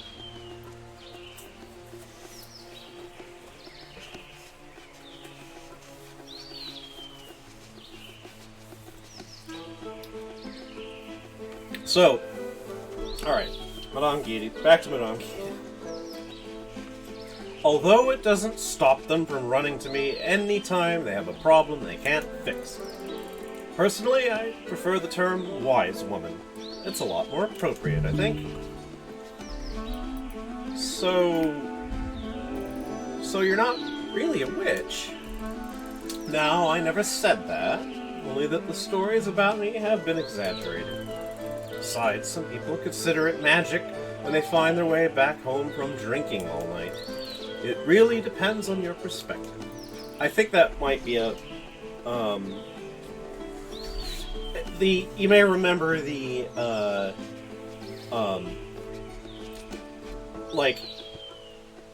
Cinders left an offering of flowers at that spot by the lake. Then that drunk guy just, like, falls asleep by chance right there, and that's how he learns the secret of the masquerade, the masked ball. So it's like, haha, magic. Anyway, well, even in gossip, there's got to be a grain of truth. The only truth is that I'm intelligent, independent, and I take care of myself without a husband. Townfolk want to call that witchcraft, so be it. It makes their own lives so much simpler. True, but still. Why are you here, anyway? You scared me when you shouted at me. I was just visiting an old friend. I was on the way back from picking some herbs in the forest by the lake. Oh, I've heard that the forest and lake are special. My father used to tell me that they're magical. And we're talking about magic again. I can't help it. The atmosphere here is so mysterious. It does feel as if this place is magical. Do you believe in magic?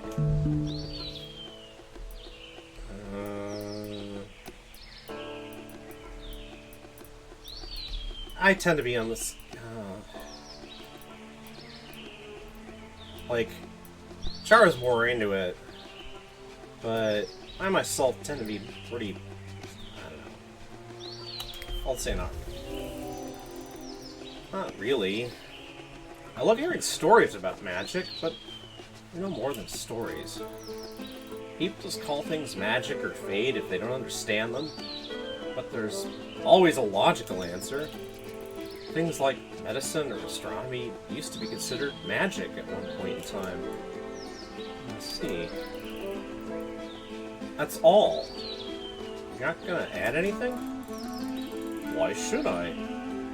It's not my duty to change anyone's mind, especially if said person is already certain. So, are you being ironic, or do you agree with me?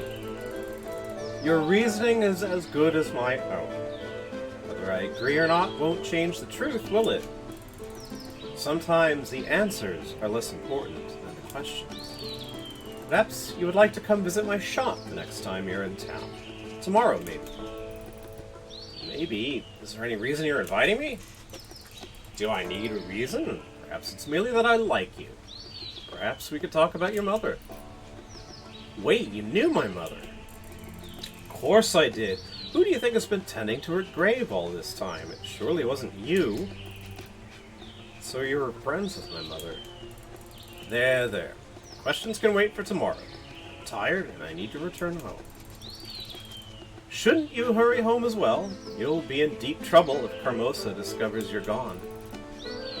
How did you know that I snuck out? Who knows? Maybe I saw it in my crystal ball.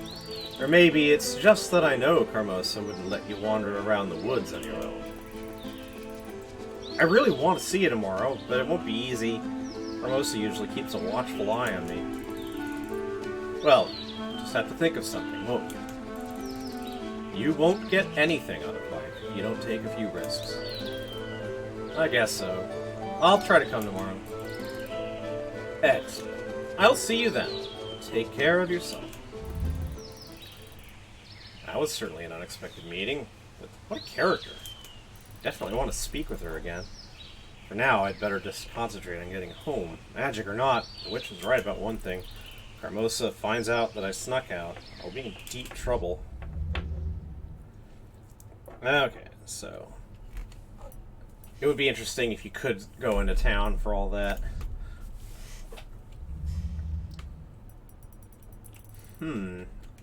All clear in the main hall, and I don't hear anyone screaming my name.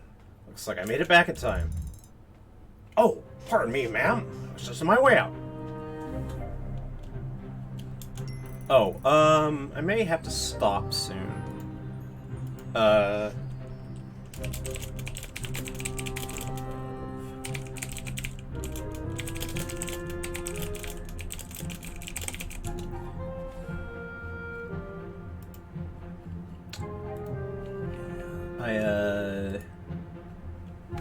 keep going for a little bit. Hey, I know you. You're that man who was with Tobias last night. Keep your voice low, miss. I was trying to remain incognito here.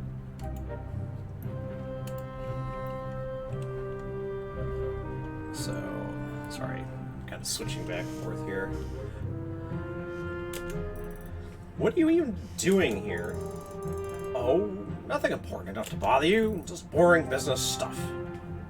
Is that supposed to be a joke?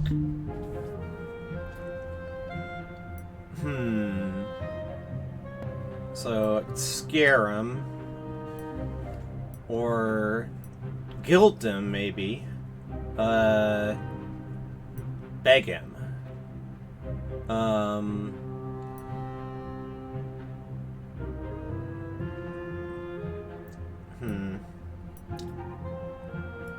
try threatening him. You'll tell me why you came, or you'll have to face the consequences. Ha! A little lady trying to threaten me. What could you possibly do to me? I seem to remember that your errand here last night was supposed to be secret. How would Carmosa feel if you broke your oath and let someone like me find out that you came here? I have to wonder what Tobias would think if I told him you returned here on a secret errand. Do you think that he'd hire you again? Fine, fine. I'll tell you, you cunning girl, you're no different from the Lady Carmosa. I only came because I had some knowledge that I figured Carmosa would pay a few coins for. What sort of knowledge? Said enough already. I'm out of here. Well then, that was certainly suspicious. I wonder what sort of information Carmosa would consider valuable. I'll have to investigate more on my own if I want to know. I could ask someone in the household if they know anything about this guy. Carmosa is certainly out of the question, but maybe one of the sisters? Then again, I could never tell if they're on my side or not. It might be best to play dumb and see what happens. Well, I feel like we're sort of in a direction of trying to buddy up to Sophia, so might as well just pursue that. Maybe Sophia will know something. She's always watching and listening to everything in the house. I'll go look for her. Now that's just great. She's not here either. I thought for sure she'd be hiding out in her room. I don't hide, Sophia. What are you doing in my room? Mother said dinner's almost ready, so I had to come fetch you. Where have you been? I was washing up, but I ran into a strange man on the way back. Do you have any idea who that was, or what he wanted? You seem to always have a good grasp on what's going on here. Okay. I usually do, regardless of what Mother and Gloria think. That strange man came by earlier today.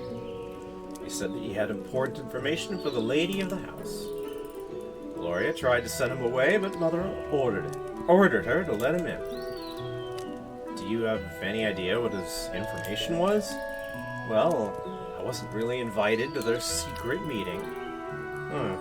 It's too bad. I was hoping you'd know a little more. I said I wasn't invited.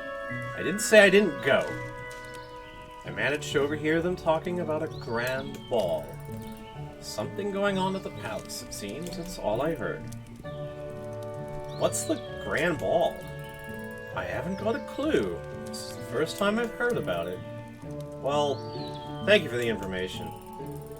I don't see why you're thanking me. It's hardly an exciting secret. Anyway, you should hurry up and get to the dining room. Mother would maul us both if you were late.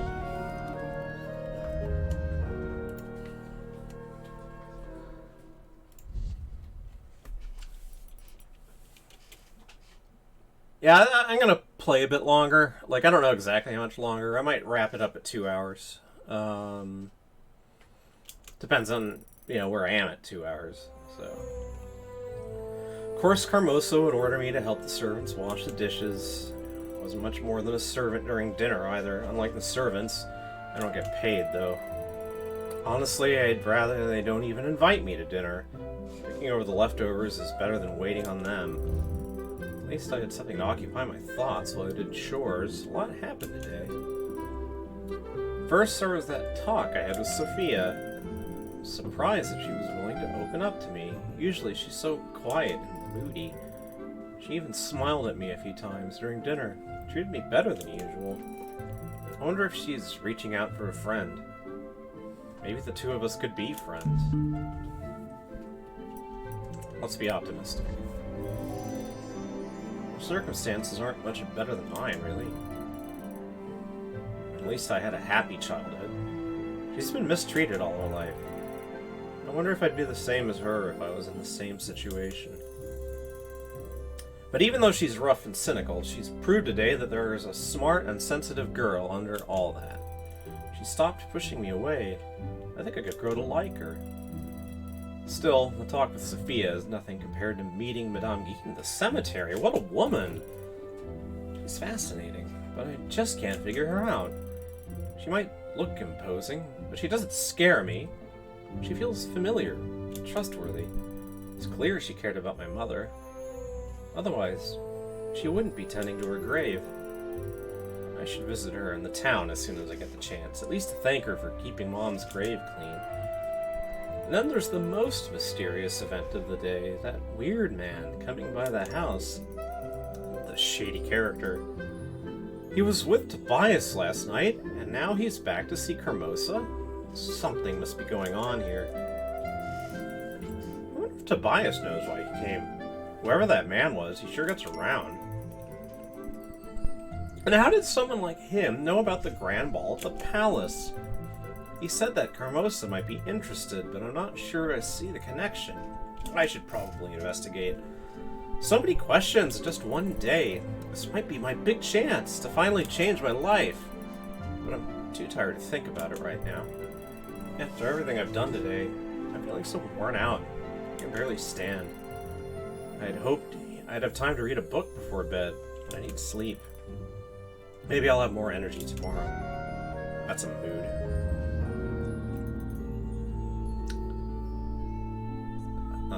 A voice. I don't know whose. Cinders! Cinders! Hello? Is someone there? We are here. Who are you? I can barely see you. Oh, but we can see you quite well. What is this place? Where am I? You're in your bed. So, this is a dream. It is. And none of this is real. Why? You're real. And so are we. That's real enough. But who are you?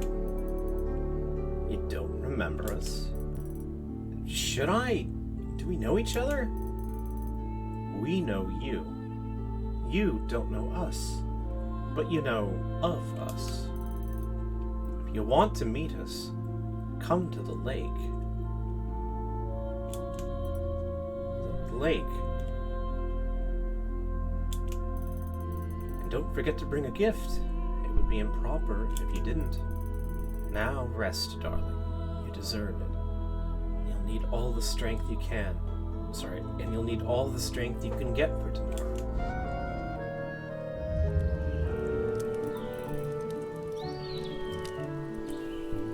Well. I feel like I've slept a while. That's strange. It looks like late morning, but no one came to wake me up. Again. I wonder why. I had such a strange dream last night. It felt more real than any I've had before. I wonder what it meant. I suppose time will tell. Time to get up, see what the day has in store for me. Probably more trouble. Strange. No one's in the main hall. I wonder where everyone went. Normally, Carmosa would be all over the place, handing out orders to everyone. If she went somewhere on business, she'd definitely wake me before leaving. Where are the girls, anyway? Would you shut up and listen to me just this once? It's Gloria. Why should I? You're not the lady of the house, so stop acting like it. I'm not taking orders from you. Oh no, not this again. Here I was hoping that everyone had just disappeared. Pardon me. I'm surprised, though. The voices are coming from Carmosa's study. I thought it was off limits. I better check it out. I'm not taking any orders from you. You shouldn't even be here in the first place. Then tell me who you think should be in charge of the house right now. I don't see anyone more qualified. Wow. So this is what Carmosa's private study looks like. A bit barren compared to when it was Father's room. Did she have to get rid of everything that was even remotely pretty? Did she hate it that much, or did she just need money that badly? What are you doing here? I could ask you the same thing. Isn't this place off limits to everyone?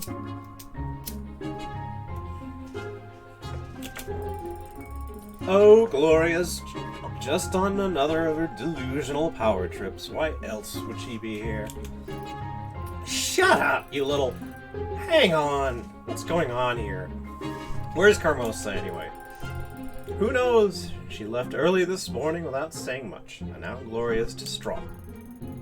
She left for business, and she said she'll be back in 2 days. It happens, and I'm not distraught. I'm sorry, God, that's... I'm not getting the voices right. I'm merely trying to maintain order while Mother is away. I don't recall Mother leaving you in charge. Shouldn't it go without saying? Who else would be capable? All you're good for is foolish commentary. Oh, of course. Only Gloria is capable of anything. How did I not see that before? Both of you, stop arguing right now.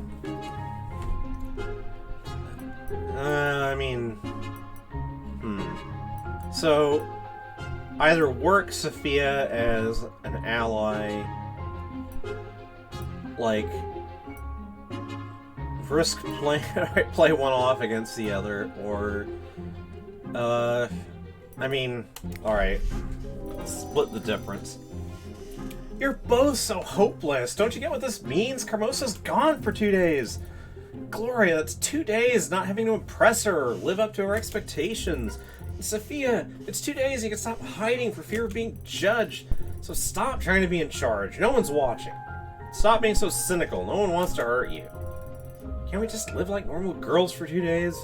Without all the arguments? Oh, of course. We're all such a loving bunch of sisters, after all. You're even more naive and stupid than I thought. Someone has to keep things running around here. You may enjoy your freedom, but things don't get done by themselves. Cut it out. Aren't we ignoring the more important matter at hand? Why on earth did Carmosa leave so early without saying anything? Doesn't that seem suspicious? It's not as if Mother ever tells us anything. Even we don't know what she does. If she thought we needed to know, she'd tell us. She'll be back in 2 days, and that's it. Do you think this has anything to do with that strange man that came by yesterday? All I know is that it's none of our business. Now, if neither of you are going to help me, get out of here. Leave me alone. Let's get out of here, Cinders. Our audience with Her Majesty is clearly over. And there you have it. No matter what you tell Gloria, she insists on being in charge. Well, what do you plan on doing with your day? Not sure. I might go into town. There are a few things I've been meaning to do. Good luck getting Gloria's permission for that. You'd be better off just sneaking out on your own. You mean, you won't tell her if I go? Why would I do that? I want no part in Gloria's delusions of power, and I don't care what you do. Well, maybe sneaking out is a good idea, then. I'll think about it. I'm hungry, though. Maybe eat first. About that. I already made breakfast. You can have some if you like. You made breakfast for me? I cooked for myself already, and making extra for you was no trouble. Thank you. That's very kind of you. I wouldn't read into it too much. I only did it because it was easy. Ha, of course. Well, thank you anyway. Oh, that was nice. Breakfast is lovely. Everything is so much more relaxing and peaceful in Carmosa's way. I'm sure it would be nice if every day could be like this. I guess it's just a silly dream, though. I wonder what I should do today. It would definitely be the perfect day to go into town. I could talk with that woman, Madame Yide, or go see Tobias. I'm especially curious to know about what was going on that I'm especially curious to know about what was going on that night when I saw him. Tobias has some explaining to do, and this time, you won't get away. Well, there's no sense in waiting around. I should get going. I wonder if I should tell Gloria that I'm leaving. She'd be angry if she found out later. I assume that you'll be able to leave anyway, so... might as well. As much as I hate to admit it, it's probably better to tell her now instead of later. She's taking this whole responsibility thing pretty seriously. She might let me go if I show her some respect. Certainly beats having to deal with her anger later on. Gloria! What do you want? Isn't there someone else you can bother? I just want to go into town. Oh, I thought I'd let you know. Oh, well, how considerate of you. But the answer is no. I'm not going anywhere. I didn't come to ask for your permission. I'm telling you that I'm going, so don't try to stop me. I see. Well, I won't give you the satisfaction of wasting my time with useless argument. Feel free to go. Mother will find out. You better not expect my help with anything in the future. I can live with that. Goodbye. Yeah, I mean, kind of how I figured it would go. Okay, forest or town? Forest or town? I'm gonna hope that nothing I do at the forest excludes going into town later. I'm lucky that Carmosa's gone. I can do anything I want for once. Today is so beautiful. I hear birds singing. Freedom makes me feel so alive. That strange dream I had last night. It said I should go to the lake. It seemed silly, but it did feel different from a normal dream. Was it really someone speaking to me? Well, even if it were real, or sorry, even if it weren't, God, even if it wasn't real, I could at least take some time by the lake to relax.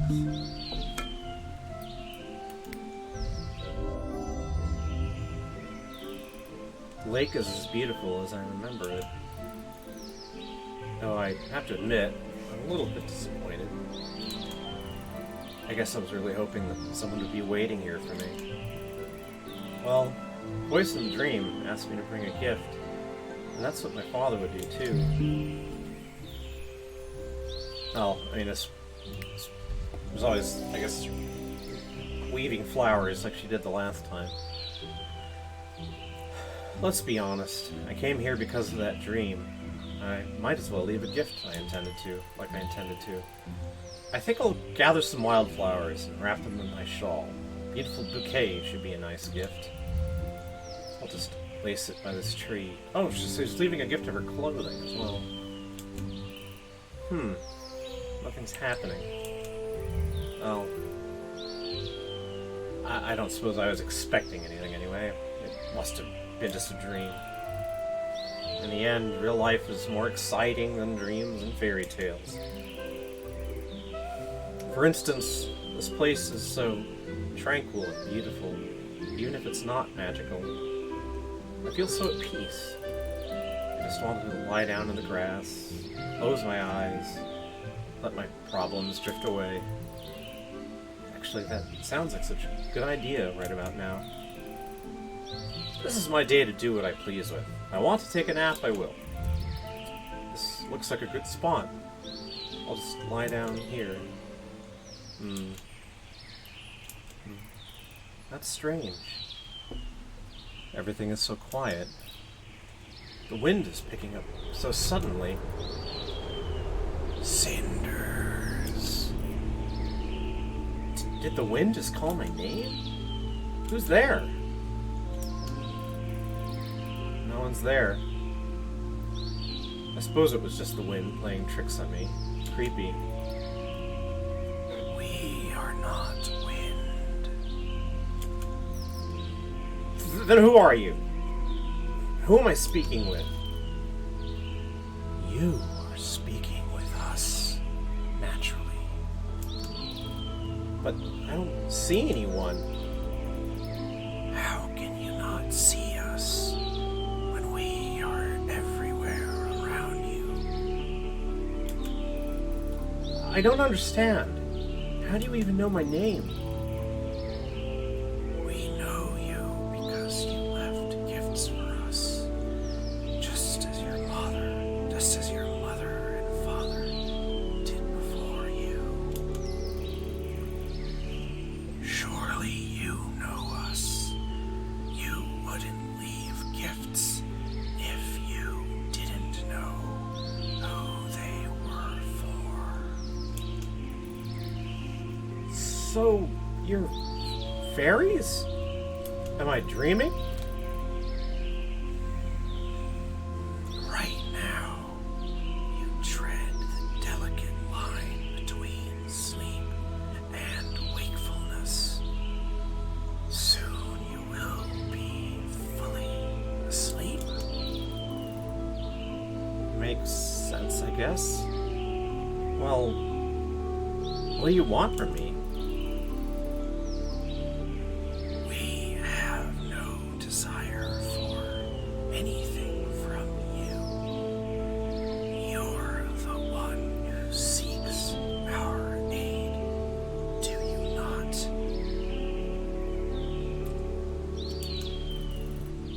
I suppose so. Do I get a wish or something?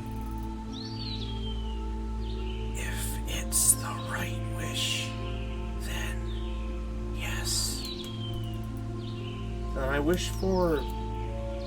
The time is not yet right, Cinders. Do not worry. When the moment comes, you will know. And the lake owes you a favor. I'm not sure I understand.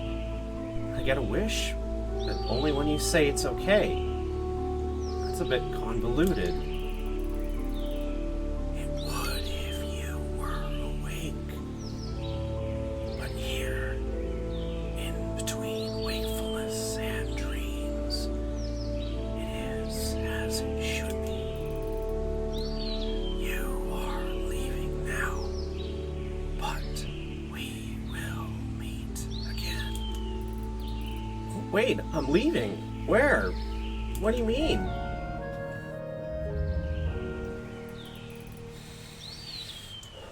Goodness. I must have dozed off. No wonder. The atmosphere here is so relaxing, it's hard not to sleep. Does this mean the voice of the fairies was just a dream? Well, even the fairies themselves admitted that I was dreaming. Can a dream know that it's just a dream? Uh-huh. But it felt real enough. And the gifts I left had disappeared. It must have been real. That's right. It didn't feel exactly like a dream. There was something very tangible about it. In a strange way. I should probably be more scared than I am. But I feel wonderful. Maybe I should ask Madame Geet about this when I get the chance. She seems knowledgeable about things like this. She's a witch, after all. I better get going, though. There's still a lot to do. I just hope I'll have a chance to come and take another nap here someday. Well, okay, I can go into town still, as I planned. Okay. Cinders. Market day is clearly over. The streets are much emptier now. Well, that's just fine with me. I still got plenty of things I can do, like visit Tobias. Or maybe I could also stop by the inn and see if the see if the captain of the guard is there again. But first I need to see if I can find Madame Geet's shop. She seemed to know a lot about Mother, and I'm so curious to learn more. I don't have a clue where her shop is, though. I'll have to ask around. Well, here I am. It's not the first time I'm here. It's the first time I'm here. I guess it technically isn't the first for us, sort of collectively. I have a second.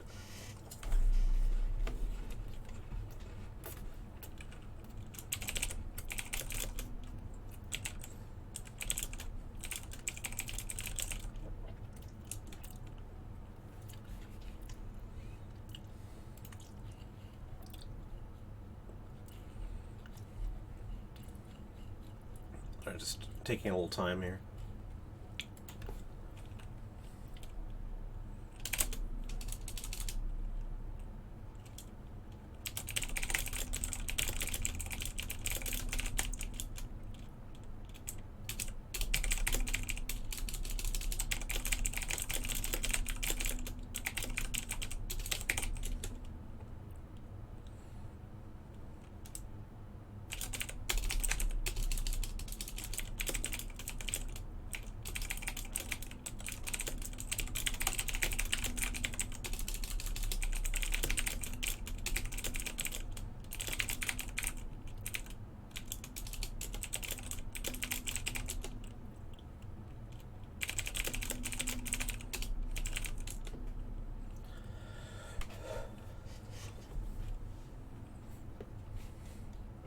I was just telling I might as well let you know that oh yeah, like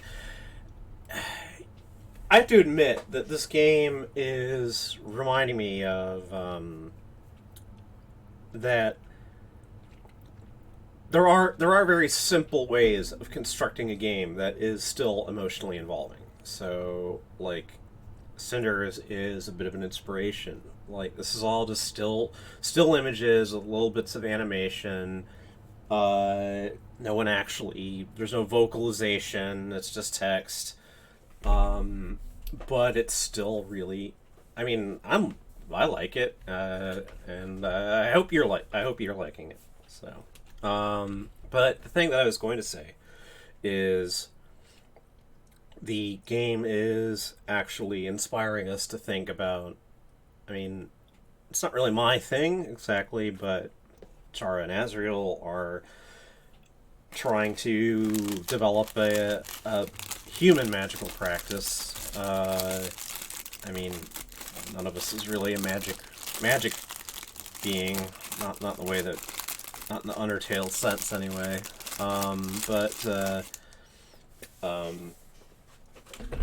What humans call magic is something that Char and Azrael are trying to learn more about and to do more with, and so we all find ourselves planning an expedition to Lake Washington, which isn't that far from here. There's a spot that we know already, and And also, I mentioned the old tree stump that's probably the oldest thing on the property. Like, you know, it's. I remain a bit skeptical, I suppose, but the others are definitely excited about the idea of locations in our actual lives being magical in some sense. So, anyway, it's nice to get moments of inspiration like that. Whew. Anyway, back to the game. Cinders. It's the first time I'm here, but this place wasn't hard to find. It really stands out. I don't see Madame Gita anywhere. Is she out? Just look at everything here. Skulls, candles. I don't even know what that is. I wonder if I should have come. Don't touch anything! Ah! You surprised me! Oh, child, it's you. I mistook you for one of those mindless townsfolk. It's impossible even to leave for lunch without one of them coming in and breaking something. Then why do you do it? I have to eat sometime, right? I mean, why do you leave your store open? Doesn't it attract thieves? These people might be clumsy, but they won't take any risks if they don't have to. Especially when it involves stealing from a witch. Earlier you said you're not a witch. Did I? Well, what I am hardly matters. What matters is what people believe of me. It's most helpful. Yeah, I think I understand what you mean. Of course you understand. You're a bright girl, just like your mother. That's what I wanted to talk to you about. You act like you knew Mother, but I don't remember you. I did know your mother, but not as well as you'd like. I know you, too. How did you two meet? A few months before you were born, your mother had some health problems. She came to me for help. I wouldn't say we were close friends, but I learned many of her secrets. I see. Can you tell me what Mother was like? I only know of her from what Father told me. Oh, I have nothing but respect for her. She was a strong and clever woman who wouldn't settle for the boring life that was expected of her. She was ambitious, motivated, and she always knew how to get what she wanted. How strange. Father always spoke of her as if she was an angel. Humble, caring, and a hopeless romantic. How is that strange? Those aren't conflicting descriptions. Can't a woman be smart and independent and still want to be a good mother and wife? She was also practical and brilliant at business. Better than your father, to be honest. Wow, never knew. With everything Father said, she seemed more mythical than anything else. Truly, you know, you're rather similar to your mother. The two of you have the same spark. Well, I'm not that independent. There may be some similarities, but I'm not that independent. Of course, it's good to chase after what I love and believe in, but you can't always do what you want. People have duties and responsibility. It's important to care for others. Duty and caring for others are all illusions. Oh. How so? The only reason people care for others is if it makes them happy. Whew. That's a line. Your mother wasn't a good wife because of her duty. She did it because it made her happy. Well then, there's a difference between us after all. I'm not happy thinking about only myself. Not like it matters anyway. My duties now consist only of doing chores for my stepmother. Ah, Lady Carmosa. Your father always was attracted to extraordinary women.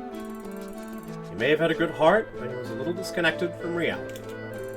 Without your mother's guidance, he likely would have lost his title and fortune in no time.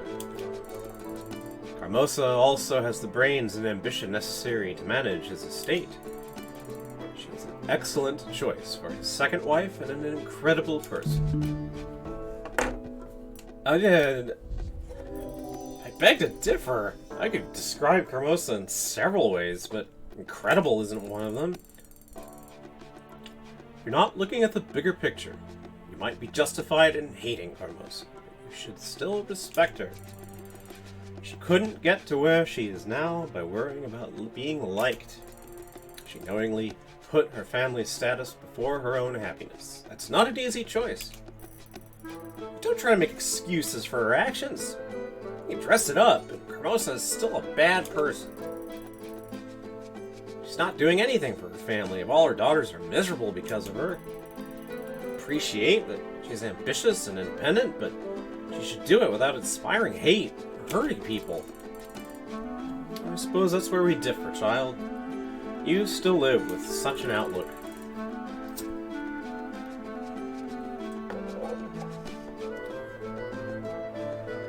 Life is not a fairy tale, and you won't always be able to be so idealistic. Still, I suppose I can't stop you from aiming for the sort of life you want. You only live once, after all. By the way, how are Hermosa's daughters? Are you getting along?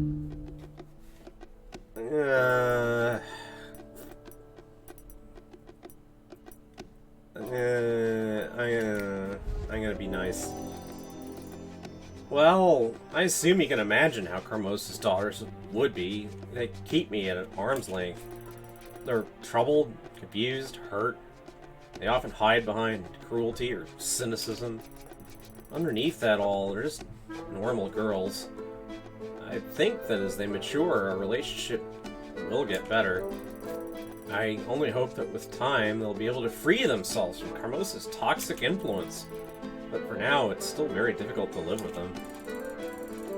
It seems that things are difficult for you. You're not very happy with your life these days, aren't you?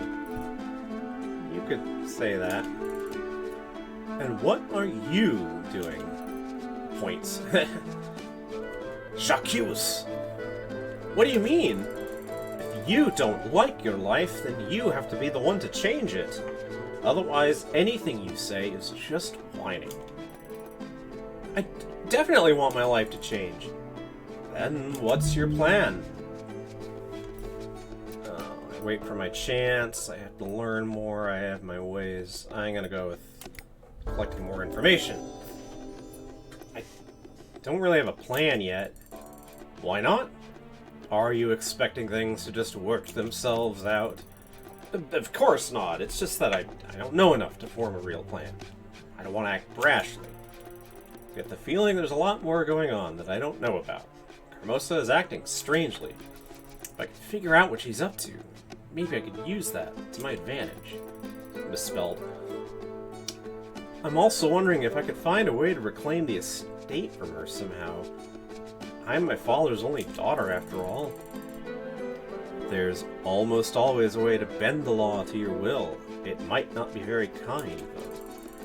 Anyway, it doesn't seem you have a very clear idea of what you want. I promised your mother that I'd help you, and I will.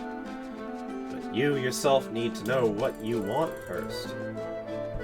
Come see me once you're ready to move forward, and we'll talk about your options. Did you really promise my mother you'd help me? Of course I did, girl. I have no reason to lie about that. We must get going now, though. Wait, I still have so many questions. And I have a lot of work to do. Work that needs to be done alone. Can't waste my time giving advice to unhappy children who don't even know what they need or want. Feel free to seek me out once you make up your mind. Seek out for what? More criticism?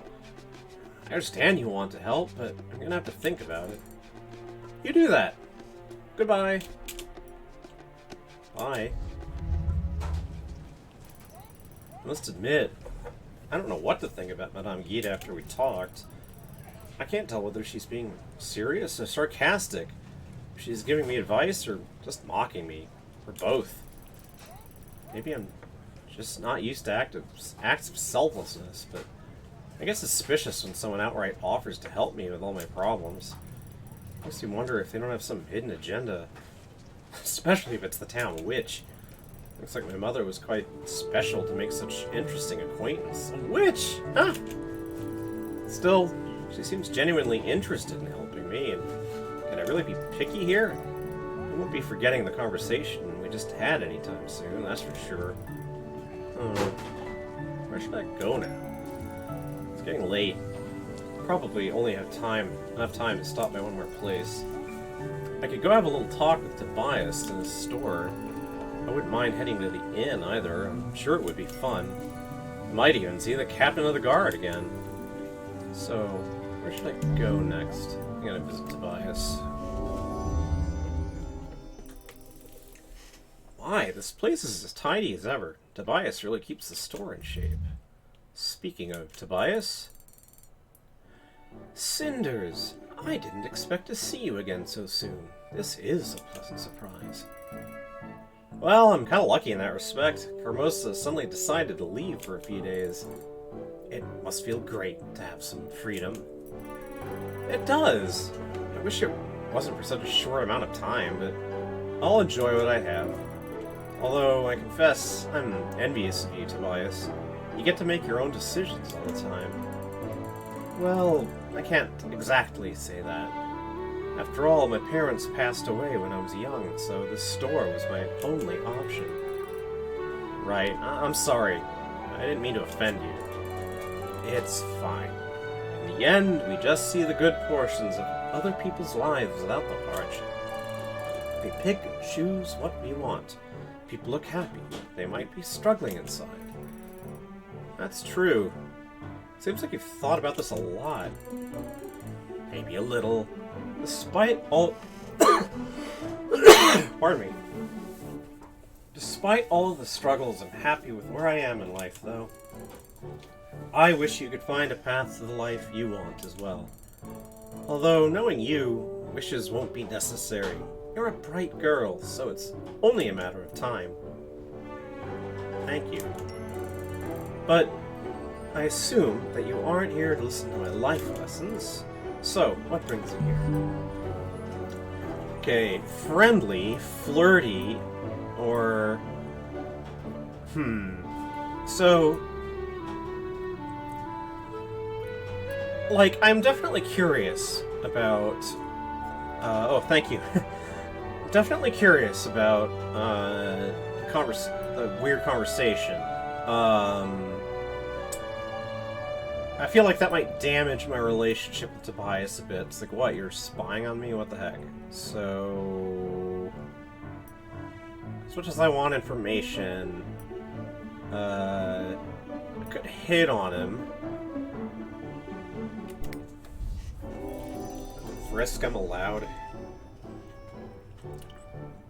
I was just in the area, and I decided to come see you. I missed you, after all. You missed me, but it's only been 2 days since we last saw each other. Only 2 days? It certainly felt longer than that. Besides, I always love our time together.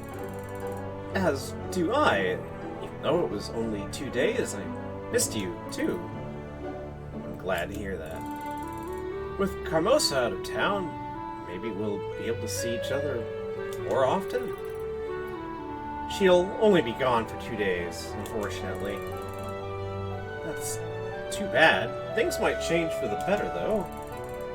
As the saying goes, where there's a will, or where there's a whip, there's a way. We'll definitely find a way. Well, I need to get going now. Gloria will have a fit if I don't return early. She's taking her role as house guardian very seriously. I can imagine. Your sister has always been serious about everything. Gloria is not my sister. She's Carmosa's daughter. I apologize. I didn't mean to offend you. Anyway, I really need to get going now. Before you do, I wanted to ask you something myself. Yes? What is it? I've really enjoyed seeing you again. I missed our time together as children, but more than that, I miss our time together now as adults. You've changed into such an intelligent, beautiful woman. I was wondering if you'd like to dine with me tonight. I'd love to have more time to talk with you. Wait, are you asking me out? Yes, I am. What would you say? Might not have this opportunity after Carmosa returns. Go for it. I'd love to. Gloria might be angry if I return late, but I hardly care about that. Wonderful. So it's a date, then. Wait for me at the town square at dusk. I'll join you once I close up the shop. I'll be there. Take care, Tobias.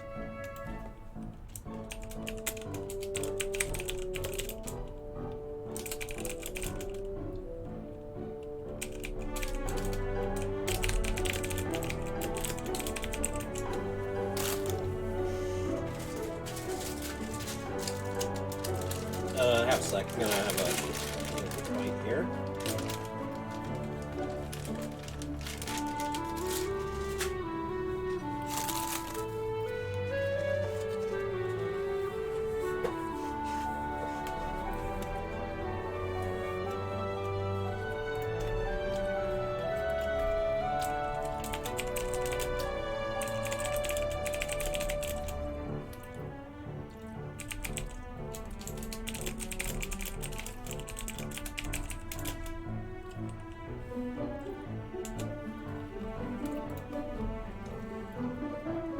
Alright.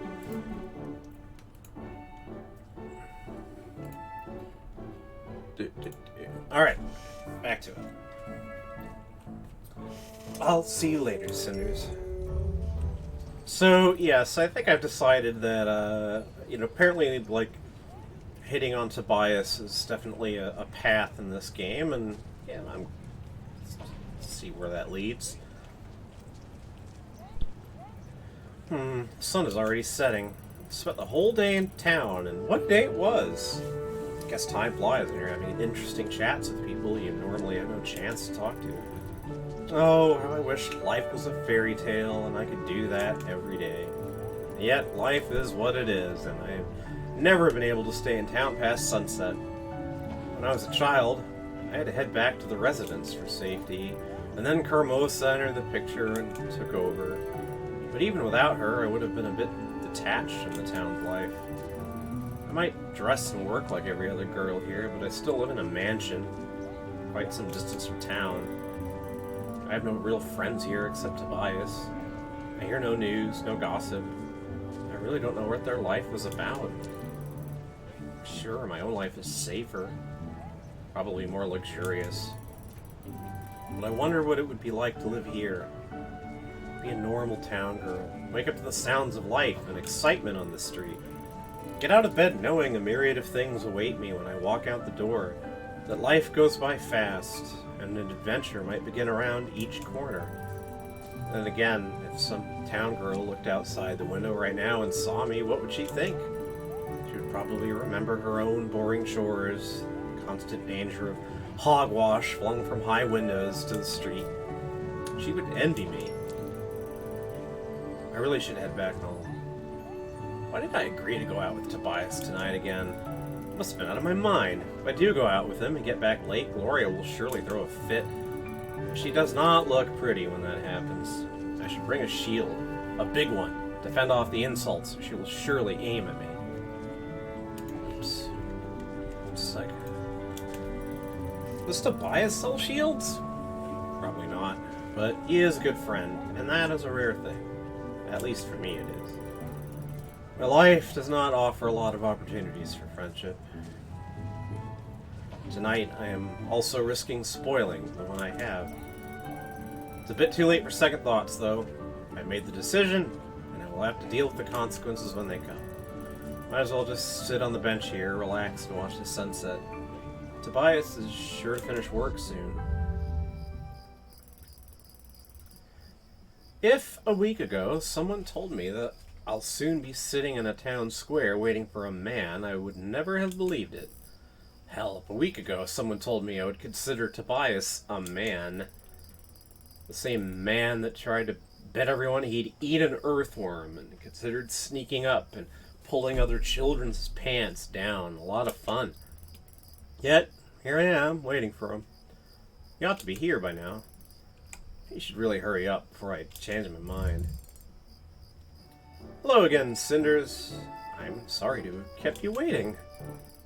You should be. I should storm out of here sulking. Why did I wait, I wonder? Because you want to spend the evening with a brilliant young man who offers interesting, sparkling conversation. Oh, so you brought someone with you. Okay, maybe I deserve that. Please don't be mad. I have a very good excuse for being late. There was this fat man at my store. He had a big, curved-up mustache, and he was really huge. And he got stuck in your doorway, preventing you from going out. So you tried to pull him out, and you huffed and puffed, but he still stood there. I'm serious. There was an enormously large customer in my shop. I don't know if I like this humor. He was picking chocolates and candy. He wandered around asking about this and that, unable to make any decision. He sampled every single edible thing I have for sale, and even then, it took him what seemed like hours to make up his mind and choose the kind he wanted. I had to give him a discount. I had to give him a discount as large as he was to finally get rid of him and be able to come here. Oh, how chivalrous of you to put me for your own profit. Always, milady. Oh my god. Do I really want to pit? Do I really? Okay. So, how about that sparkling conversation you offered? What topic shall we begin with? Oh, I'm not a good interlocutor when I'm hungry. I don't know about you, but I am starving right now. What would you say about a trip to the inn? I know the place is a bit shady, but I know the owner, so we can be sure to find a free table. Always thrifty. Your waist is so slim, I half expect you not to eat at all and live solely on air and sunshine, but you will simply have to try their ribs, so how about it? Sounds good. I am glad to hear that. After you.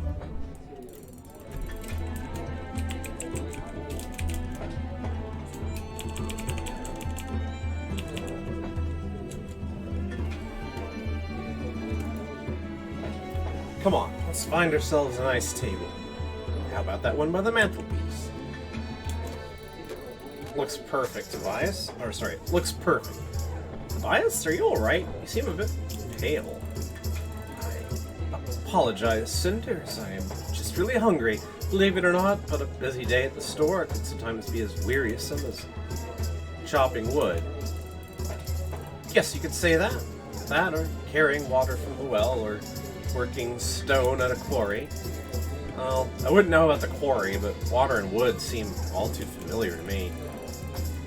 Of course, I'm sure they would be. How silly of me to complain to you about hard work. I apologize. Stop apologizing and order something before you faint, and force me to add carrying you back to your house to my list of chores. I shall never be caught denying a request of a lady. Now, let's get that meal. Where are my manners? You're my guest, so it's only proper if you order first. You're too kind, sir. Believe me, I'm not used to this kind of treatment, but I think I'm beginning to like it. As for the meal, I'll get what you're having. No time to lose if we want to save you from certain death. You really shouldn't be eating supper this late, you realize. It's neither healthy nor polite. Oh, I see. This is about my not-so-chivalrous lack of punctuality. A knight really shouldn't be keeping his princess waiting, or he may find it feeling hungrier than the dragon, and find himself eating the princess instead of marrying her. Oh my, that didn't come out right. Just in time, the drinks are here. Please excuse me while I drown myself and die of disgrace. Tobias, you really need to relax a bit. You seem to be even more nervous than I am. Besides, I have more reasons to feel uneasy right now. Not only should I be at home already, soundly sleeping in my bed like any decent lady should be in this hour, or helping the servants with their evening routine as I should be, according to Carmosa, I also shouldn't be, I don't know, playing a princess, I guess. If you're referring to us going for a date, Because I'm not really sure I'm still following this fairy tale metaphor thing we've got going on. Maybe we could start speaking more plainly from now on. Yeah, Tobias, I like that. Even fairy tales shouldn't be too convoluted. It's okay if you feel awkward. I mean, not in a bad way. We're not doing anything bad. I think I know what you're trying to say. It does feel strange to go out like this. I mean, we've known each other since childhood. It's such an awkward conversation. Exactly, it's like one moment we're children playing guards and bandits, fiends and fortresses, or dens and doctors. I don't think I remember that one. And now, suddenly we're adults playing who knows what? You're right, of course, but isn't this the point of being all grown up? Being able to play games without anyone telling you to play them safely. Yeah. I guess we're not children anymore. We can't do this the same way that we used to. Being nervous is only a sign that we're aware enough of what may happen. What may already be happening. Children are carefree due to ignorance, which we can no longer afford. A very keen observation, Cinders. I think you've managed to grasp exactly what is going on right now, which isn't really surprising, since you're the one who has arranged this situation. I may not be as observant as you, certainly not as good with words, but what I want to say is that I think... Oh, I don't know. Oh, come on, now you have to tell me. What is it? Alright, I got the impression that you've been flirting with me for the past few days. Yeah, dens and doctors, like, okay.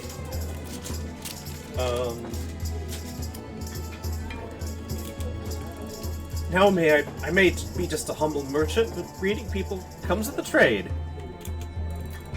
And you certainly weren't this nice before. Not this kind of nice, anyway.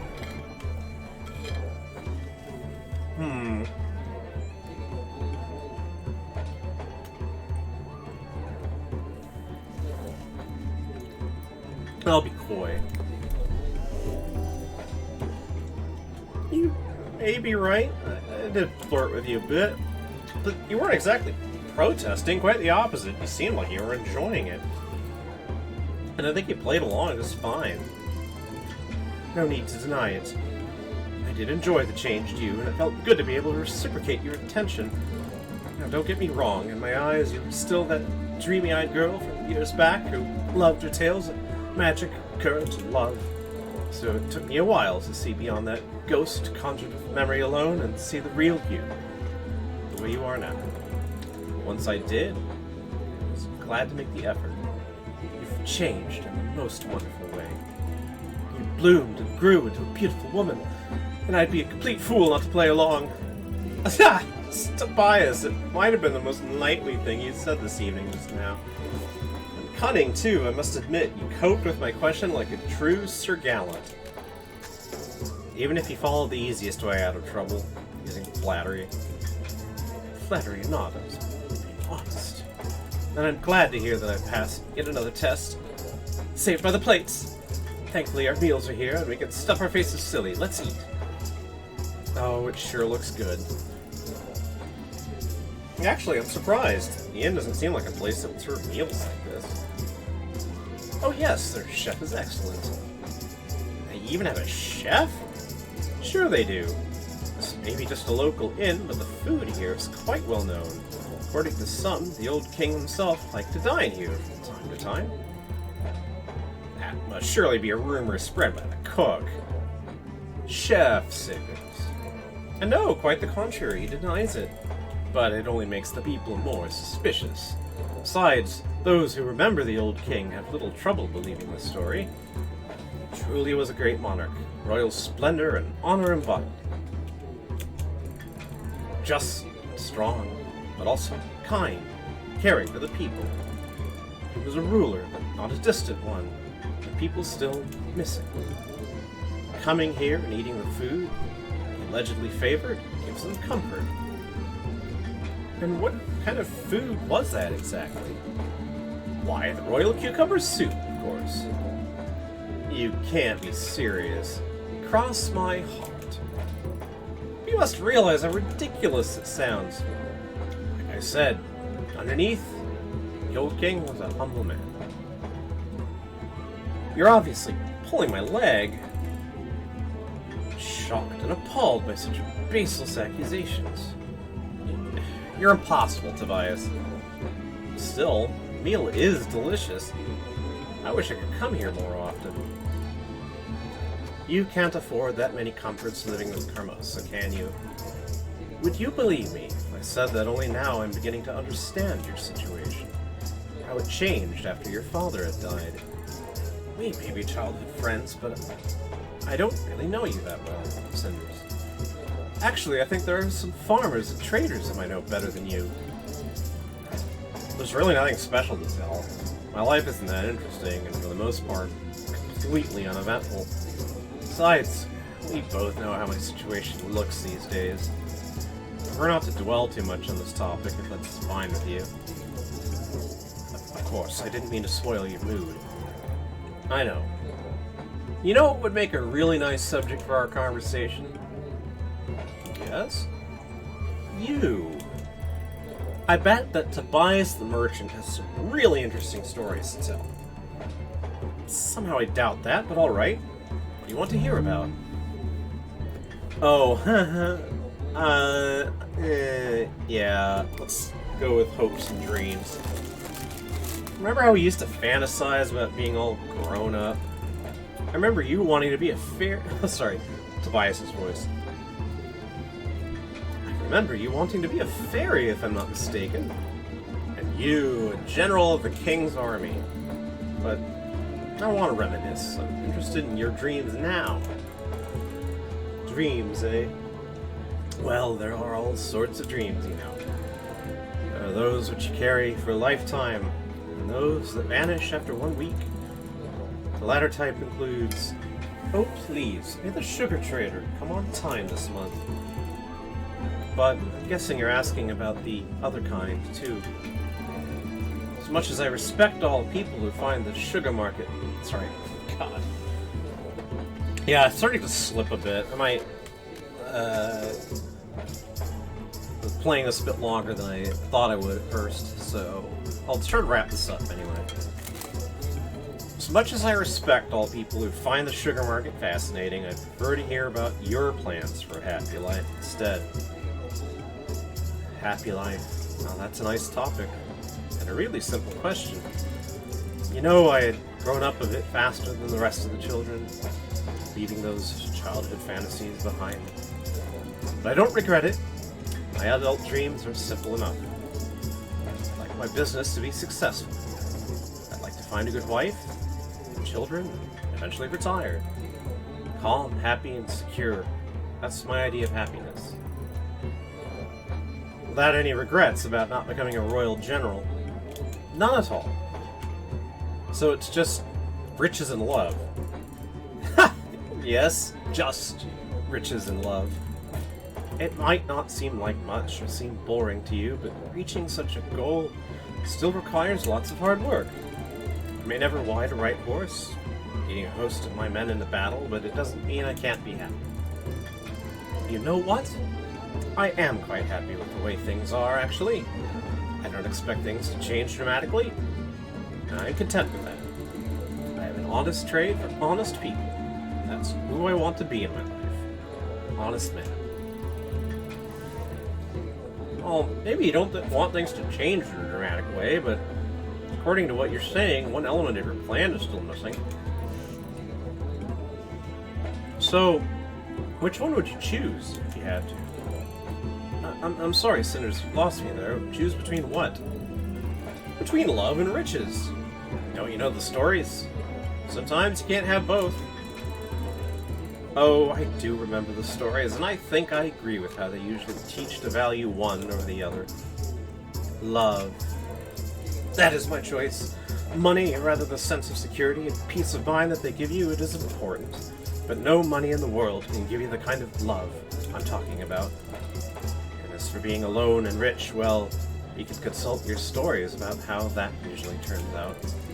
The love that I want, that I dream of, is enduring. It's both tender and strong. It can shield you from the world like the best armor. But it will also give you strength to go out and confront it. It will provide you with a place to get back to once your battles are all over. No money can buy you that. Well, Mr. Merchant, you seem to be very good with words when you speak about the things that you truly care about.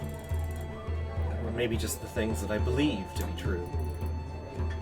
Maybe I would know about that. Apart from the stories I read, I don't have any real experience. Neither with riches nor love. Enough about me. Now I want to hear about your dream. I don't have anything interesting to tell you, I'm afraid. I just don't know yet. Surely there must be something you dream of? I guess. I'm in a habit of not wanting things which are beyond my reach.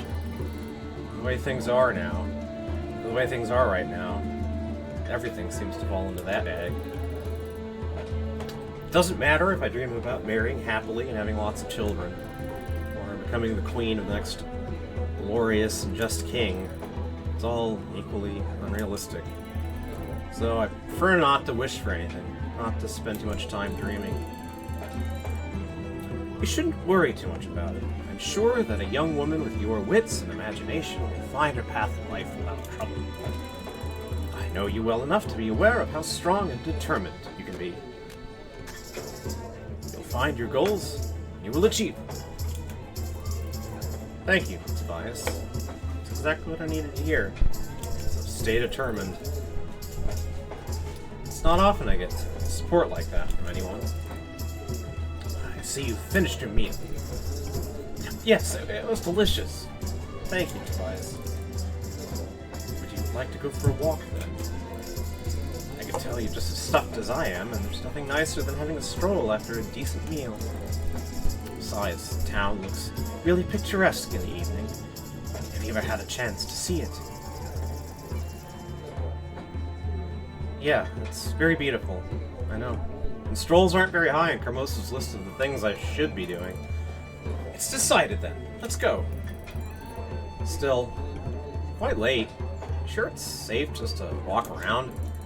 Haha, don't worry. What could possibly happen? You're with me. Alright, Mr. Poet, let's go. And his wife said, if you can't lie properly, at least have the decency to pay the poor man. Okay. I had no idea that you could even order such things at your store. Okay, that was a noodle incident, as they say. Well, it is a general store, after all. Haha, that's enough. Glad you like my stories. Usually I can't really share them with anyone. Salesman ethics, you know. Well, I guess I should really thank you for sharing them with me, then. Thanks for this evening. I had a great time. Thanks for accepting my invitation. I'm glad we could talk and pick up on loose ends. I really miss talking with you, and I didn't even realize it. I felt like I've met this different person tonight. I've learned quite a lot about her. You already knew me very well, Tobias. That's what I'm trying to say. I didn't. At least, not like this. You can hardly compare the relationship we had as children to us talking now. Besides, that connection was weakened when your father died. Do you remember that? One day we were talking at least once a week, and the other you were the customer, I was the merchant. Those weren't the happiest of times. I could tell you were suffering, but I wasn't even able to reach out to you. After that, it just stayed that way. We would only speak about groceries or how much money Carmosa was willing to spend. You're right. It all changed back then. It's nice to talk again. I forgot how much I needed. Tobias, Do you think I've changed? Of course you did. You used to be a girl, and now there is this clever and beautiful woman standing in front of me. Oh, tell me more about her. Would you say that she is also likable? Quite a lot, to be honest. Oh. Since we're being honest, I must say that you've grown up to be a very nice young man. Now that is something this simple man is not used to. Flattery from a young woman. And the next season collection isn't even out yet. Actually, I'm the one who got a real bargain this time. Thanks for agreeing to go out with me. That's not exactly accurate. It was a pleasure for me as well, so it's hardly a bargain. More like a very fair and successful transaction. True. So I guess you should be going back home now. It's really late, and I'm sure you'd hate to make your sisters worried. Okay,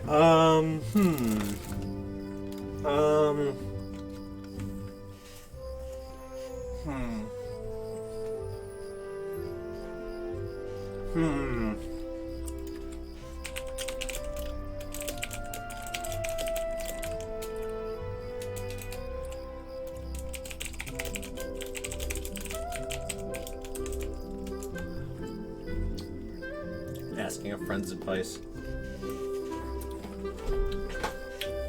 I think I want to be a good citizen here.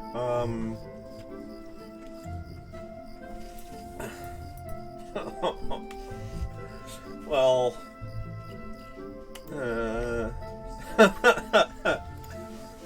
how'd you go?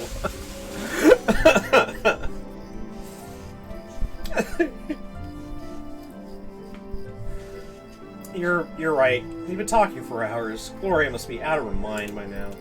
Which means that it's probably the last time you see me alive. As soon as I walk through the door, she'll murder me using the first thing that's heavy or sharp enough. Like a poisoned blade. I always think she's hiding in all that hair. Actually, she looks more like a candlestick type of murderer to me. She really does, doesn't she? Though I'm afraid she wouldn't be brave enough to do it unless Carmosa would specifically order her to. Maybe that's for the best. It would be a shame to see you murdered with a piece of decor. Oh, you're so sweet. Or be killed by a bear, for that matter. Would you like me to escort you through the dark forest on your way back home? I'm serious, Cinders. It can be dangerous at this hour. This is really nice of you, but I know the way well enough to easily evade the clutches of the big bad wolf. Oh, I kind of wanted her to come with me. Alright, I won't argue with you. I really hope you'll have another chance to come into town soon. I'd love to see you again, you know? Yeah, I'd like that.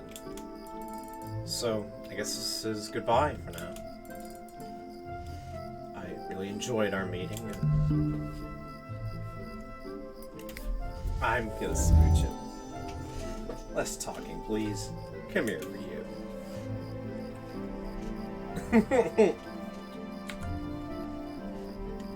I'm glad I was able to compromise, in a way, like, you know, I felt sort of bad about leaving him, but at least I got to smooch. I enjoyed this as well, immensely. Oh my, Cinders, that was very nice. You caught me off guard. I'm speechless. I doubt it was your first kiss, Tobias. If you're trying to play the innocent type, you must know that I doubt that refraining from kissing people is a sign of innocence.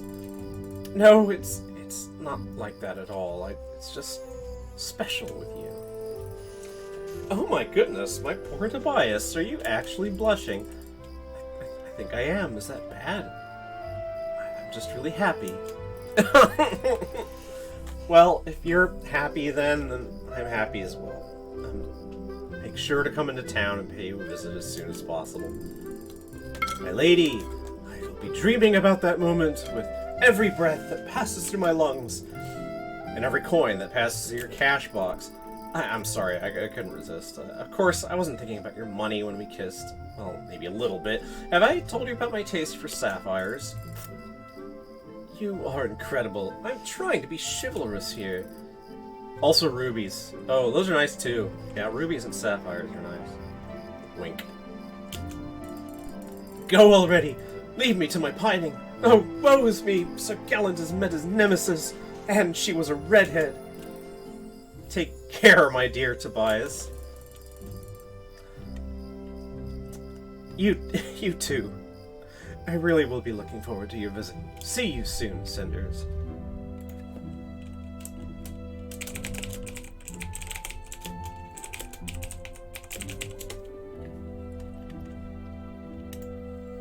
Alright, back home.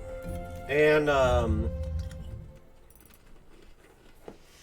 gonna play out whatever happens here, and then I think save and quit for now. Because I'm coming up on the 3-hour mark.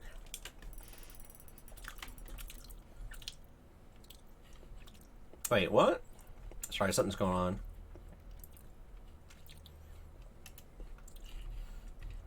Alright.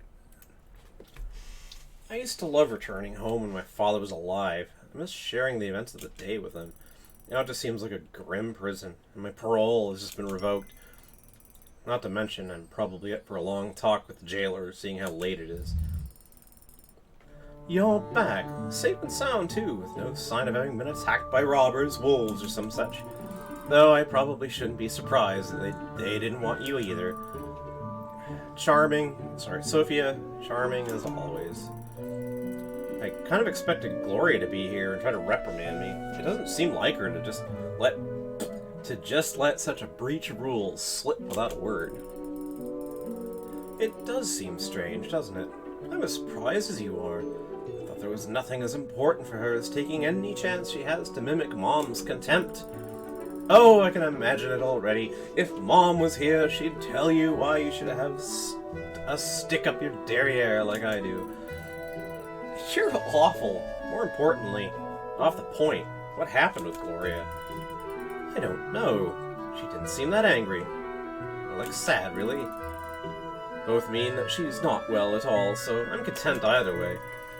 Still, I wonder what could throw Gloria off her high horse. And out of that annoying Carmosa pose, for that matter, did something happen in the house today? Well, dinner was burned a bit, so Gloria got her reason to shout at the servants some more.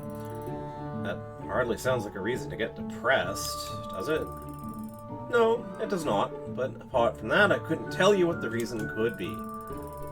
But I don't think you need to worry about her. It'll just blow over and you'll be fine. Whatever it is that's eating Gloria. Thank you.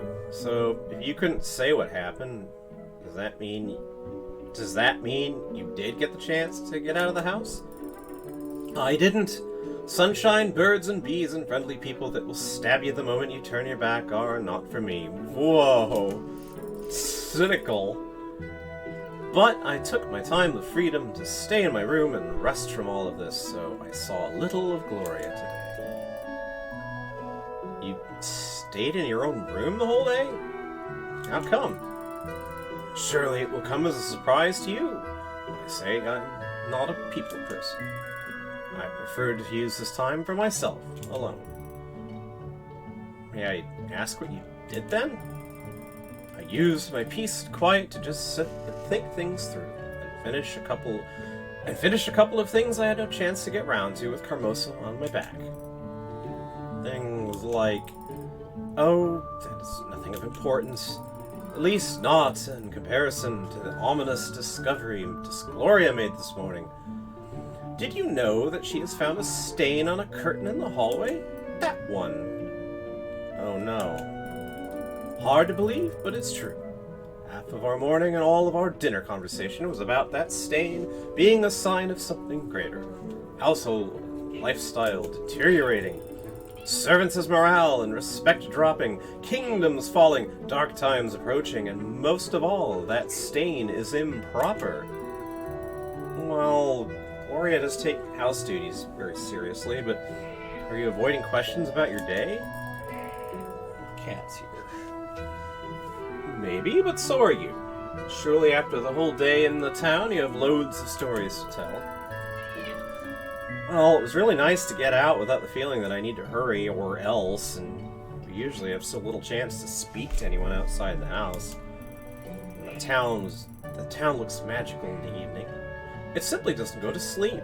All windows are lit, people walk the streets, only to stroll to the tavern. Have you ever been to the town past sunset? No, I haven't. Carmosa saw it neither appropriate nor useful for her daughter to go out in the evening. But you must be exhausted. Indeed I am. Even my small rock-hard bed seems like a piece of heaven now. I won't stop you from reuniting with your bed of rocks, then. I prefer to be alone anyway. But do be careful. Those bedbugs can get really big and eat you alive if you let them. Everything is possible in the fairyland you seem to live in, princess. I wish you well, too, Sophia. Good night. Okay, I think it's next morning. Let's see here. Save. Empty slot. And, well, I'm gonna leave off for now. I kind of want to change gears here. Hope you enjoyed, folks who tuned in. And, well, this is Ambassador Frisk of the Niction Collective. And I'll be resuming this fairly soon, probably. Have a good afternoon.